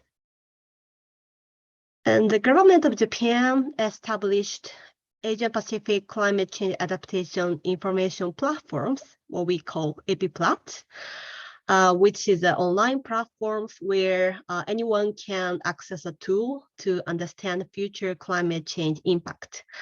And I just support EPIPLAT as a delivering partners. And yeah, we hope that you will visit our website if you have time. And EPIPLAT offers several tools that enable users to obtain scientific information of climate change impact in the region. For instance, Climate Impact Viewer provides the interface where user can easily visualize the future climate change impact for different scenarios. The user can also develop a future simulation on a variety of climate hazards, such as sea level rise, temperature rise, or precipitation, etc., as well as the impact on population and economic damage. So let me skip this slide. So this is the difference between the different GHG emission scenarios. Scientific information is accessible more and more. However, scientific information alone is not enough to design adaptation strategy because there are diverse output from different scenarios as well as uncertainty. So we need to identify and prioritize key adaptation options based on their limited budget or resources in the regional and local context. Therefore, we try to demonstrate these integration processes by facilitating discussion among different stakeholders and identify what is successful factors and challenges. So we aim to create knowledge product that integrate both scientific and local knowledge and try to inform local CCA and DRR planning processes. We are currently doing a project in Guimaras in the Philippines, which is under the Adaptation Research Alliance micro grant programs. This is actually very short-term project, only 2-month project. So we have just completed the workshop in the local government officials. So let me share the result of the workshop in this project. So on March 2nd, just 2 weeks ago, we carried out the stakeholder consultation workshop, which is just a hybrid workshop that combine face-to-face interaction at the venue and the virtual participation. So I moderated the workshop virtually, which is very interesting. And in this workshop, we invited local government officers in Guimaras province. And the officials from different departments of the government, such as disaster risk reduction officers or natural resource management officers, as well as urban planning officers was attending. In order to design the long-term adaptation strategy, we took the approach called adaptation pathways. An adaptation pathway has been developed by a researcher over the decade, and there are many different forms. But in the workshop, we tried to streamline the development processes as much as possible and design the workshop to stimulate mutual interaction among stakeholders to extract local knowledge on adaptation. And the workshop provided 4-step processes to develop a local adaptation pathways. Let me not too deep dive into the detail in consideration of time, but I just want to share the picture of the workshop and what we did in each steps. The first, impact chain analysis. So impact chain helped understanding risks and cause and effect relationship of each others. So it will be the good starter for the participant to share the common risks in the municipal level. And the second step is the identification of local hotspots. So we asked participants to discuss where those risks are likely to occur and plot risks on their map. And the third step is the brainstorming of the adaptation options. So in response to the identified risks, the participant had a discussion on what kind of adaptation option will be available and feasible. And we asked to specify the site. So they were able to identify the very concrete adaptation options for their municipalities. And the last step, the developing adaptation pathway. They developed the adaptation pathway through the teamworks, and adaptation pathway included the potential effectiveness or duration of benefit of each adaptation options, and also implementation plan was designed by the participant. So we successfully obtained the result of the piloting local adaptation pathway from 5 different municipalities. So it was really interesting to see the difference between the municipalities. So which means that different municipality have different risks, and the discussion within the teams resulted in the very concrete and the site-specific adaptation strategies. So this is the last slide of my presentation. So as a way forward, the workshop was very successful. The participants were able to share the risks and their identified prioritized adaptation measure without any difficulties. And this result will feed into their local adaptation planning as well.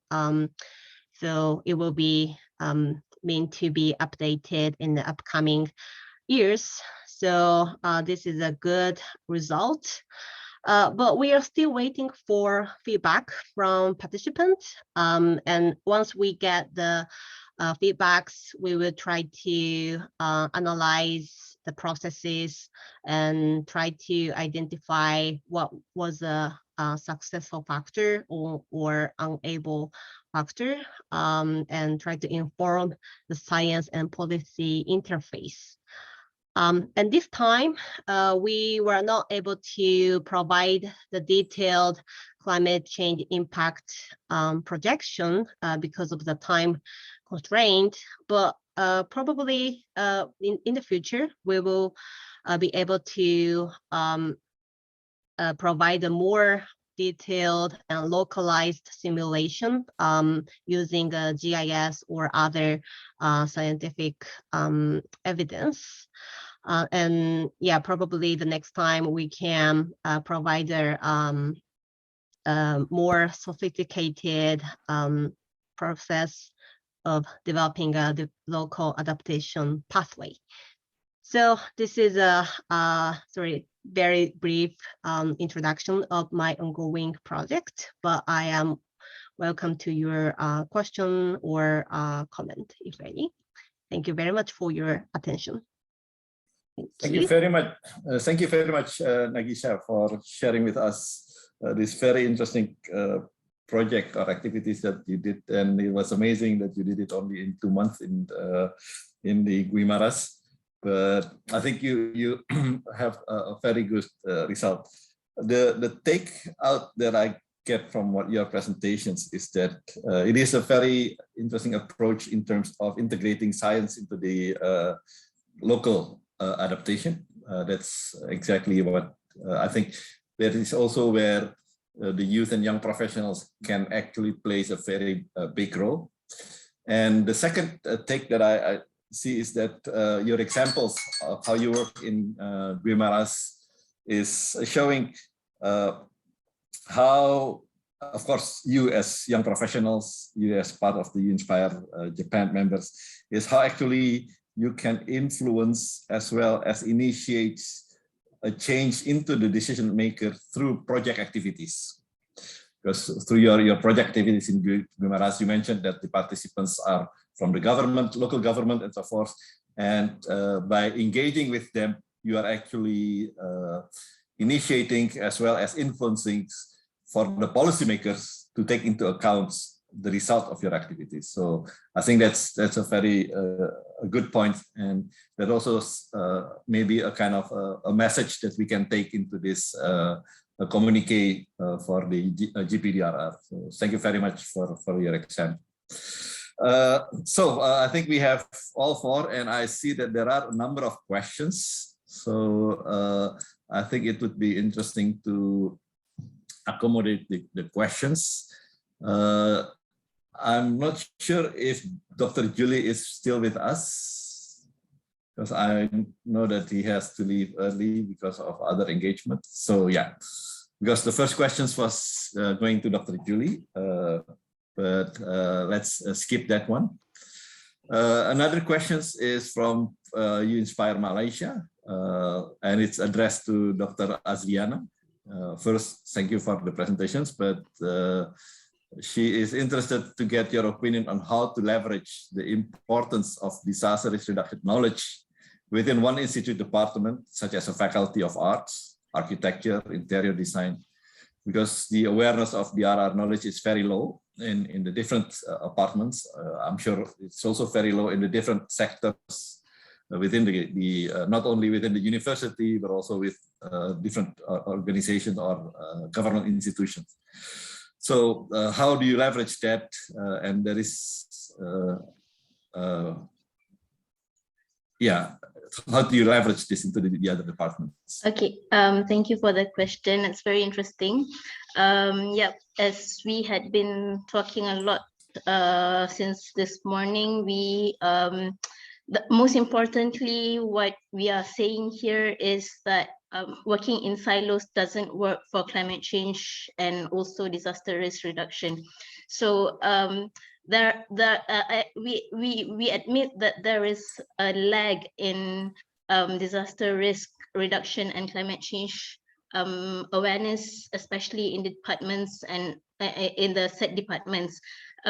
Because the climate sciences are not effectively and properly communicated to the other to the other departments, and the impacts are not clearly described in the sense. I was also talking to some of my colleagues that we cannot separate the impacts of climate change, the impacts, the biophysical impacts, the environmental impacts from the people, but that is the least talked about. The impact to the people, to the socio-economic conditions are the least talked about. That was also one of my prerogative when I applied for this position in climate change. We wanted to make a difference. We wanted to communicate the impacts and work together, bringing together all the sciences into the other departments. So this is very important, especially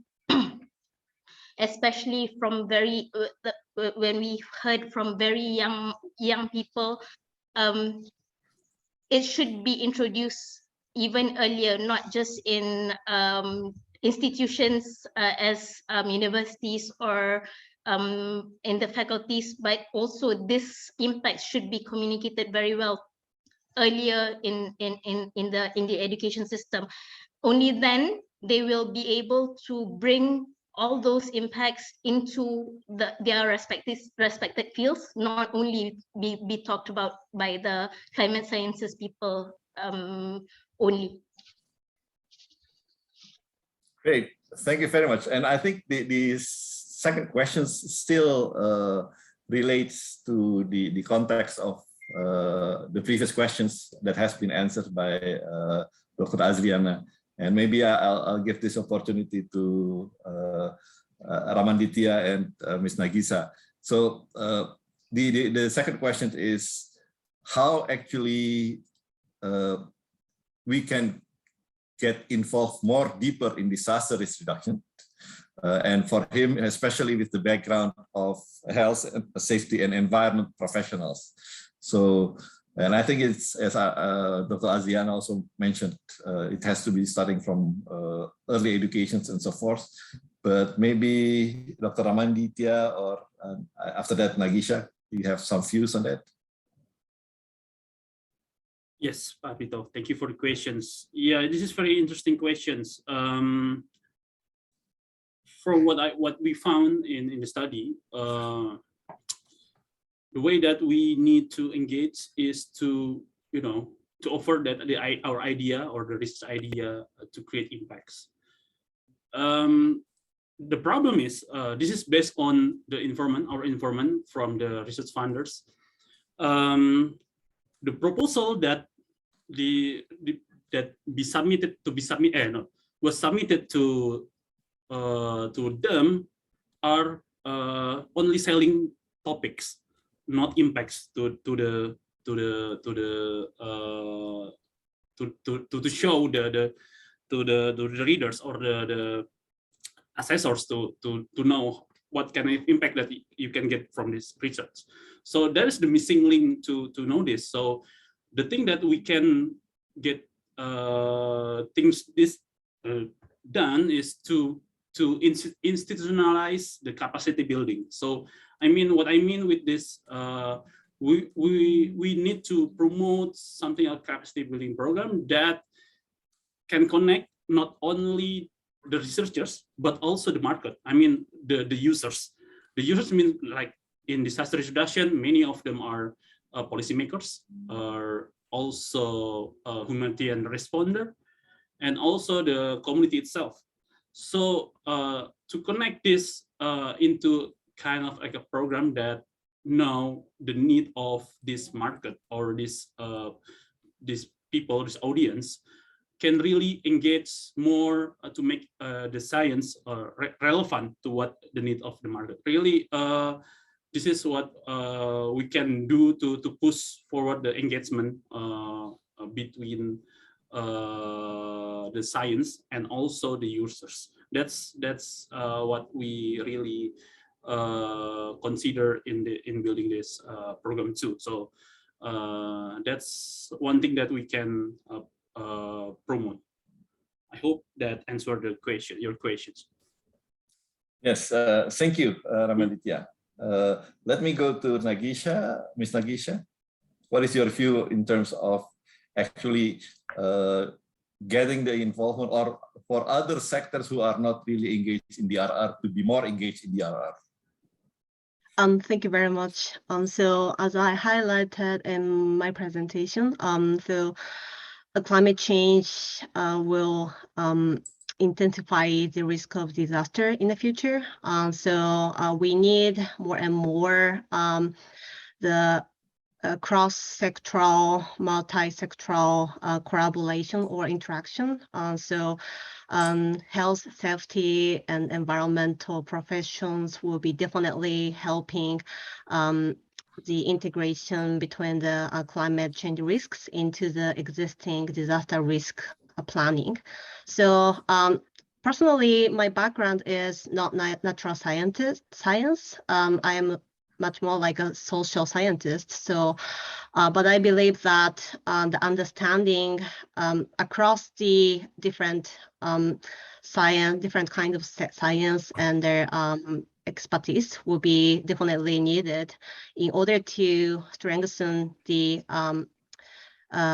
policy making for the preparation for the future climate change impact and the disaster risks. So I would say, yes, there are many potential opportunities to be engaged more and involved more actively for anybody, I mean, any kind of scientist.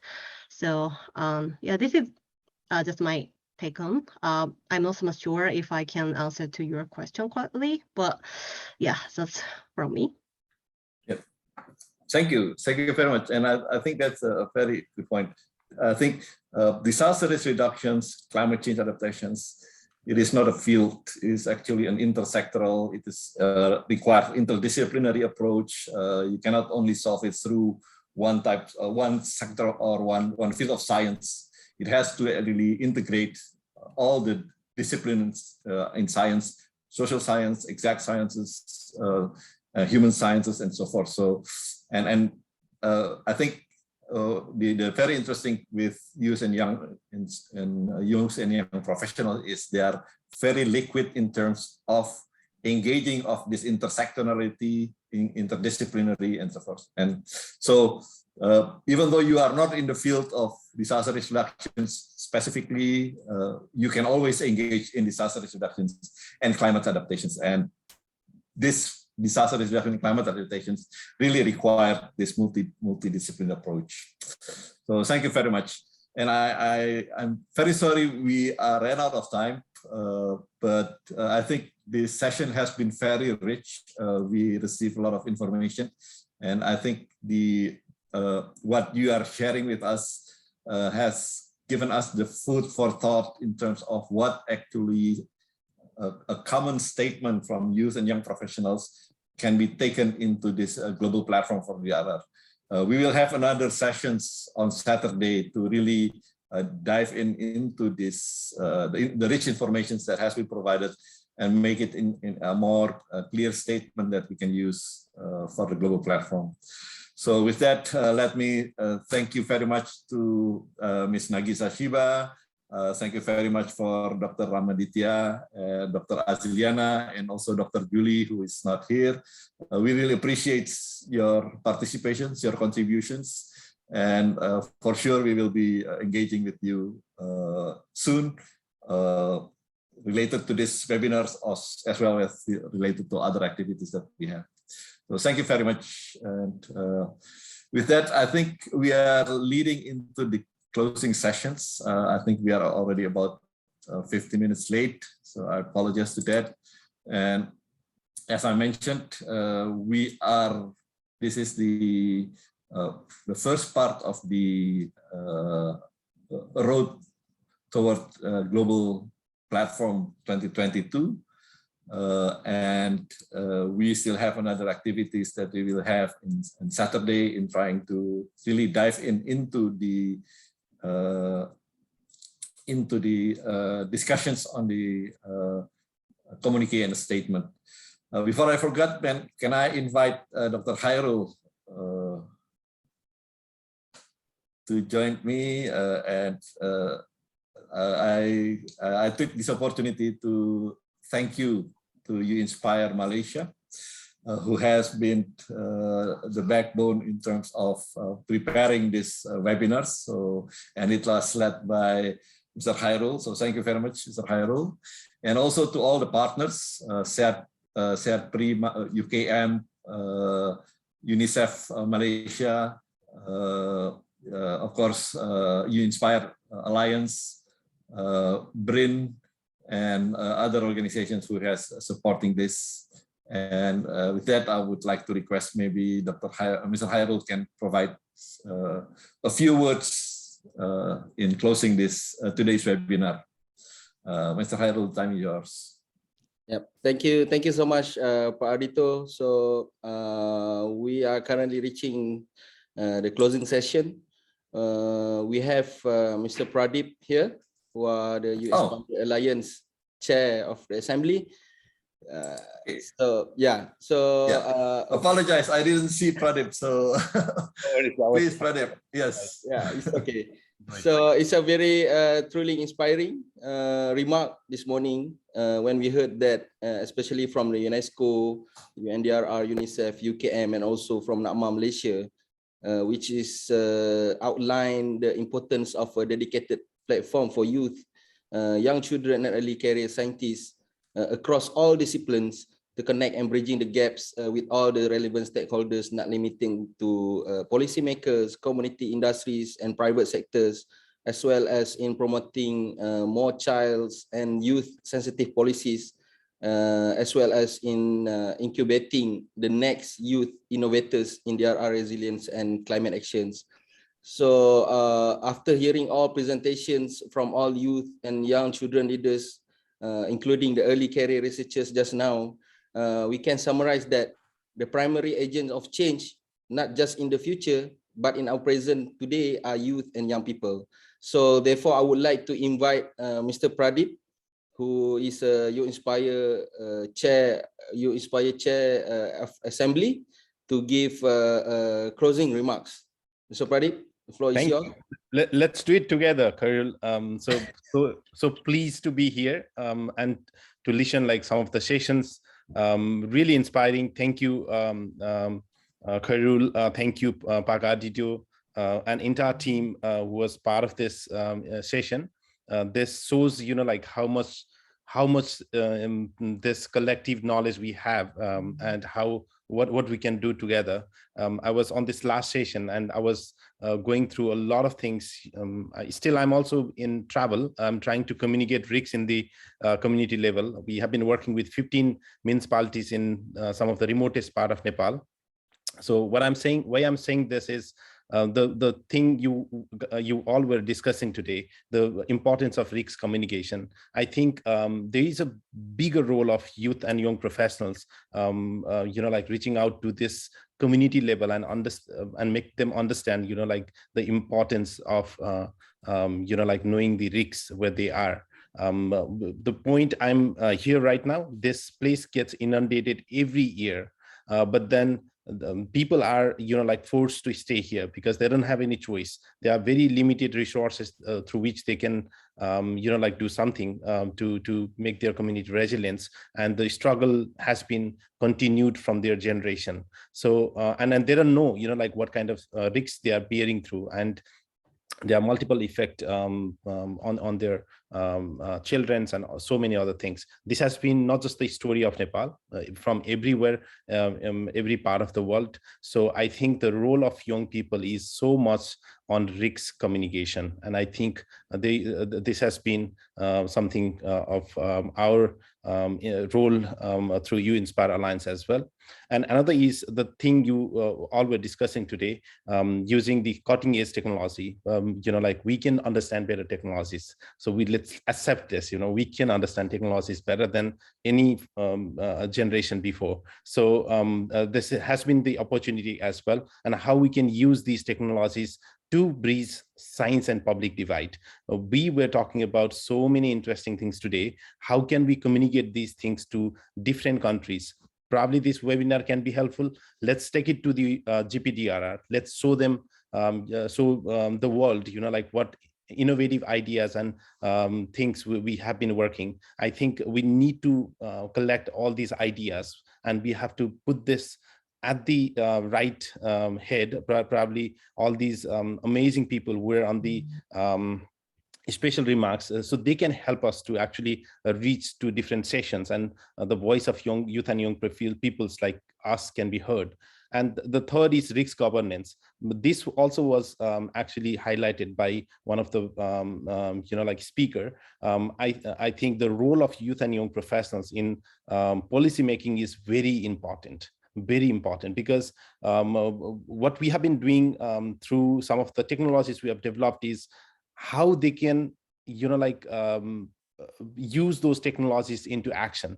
And that requires a standard operating procedure. And even for that standard operating procedure, you need to understand how that technology works.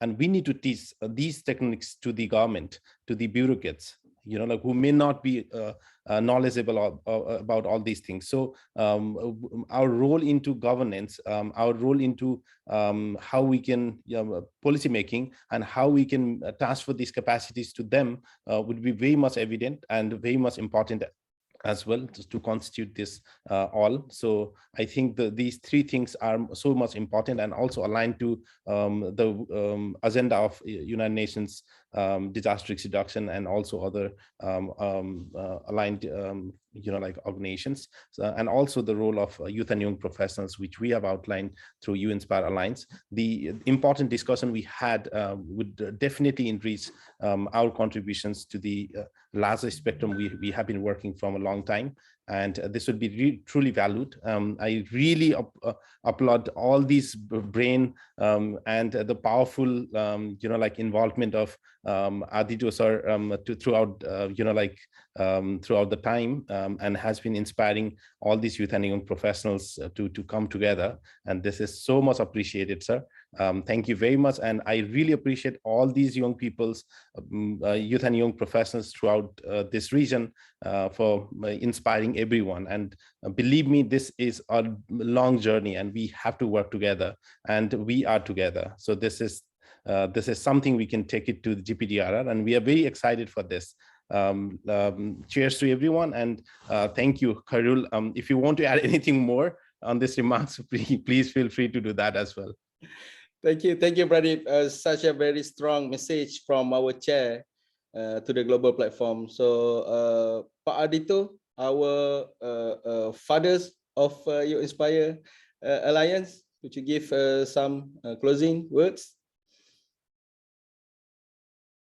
You're muted. Well, I think I'm not going to take more time of your maybe lunch time already in some places, but I think what Pradeep is mentioning is already really summarized the importance. And I think one point that is based on what he's doing, that he's actually saying there are bigger roles. So and I think we will realize the bigger roles is once when we go to the ground. Then we really understand what bigger roles that we can take. And also one true thing is that you, as the young researchers, young scientists, young professionals, you know better about technology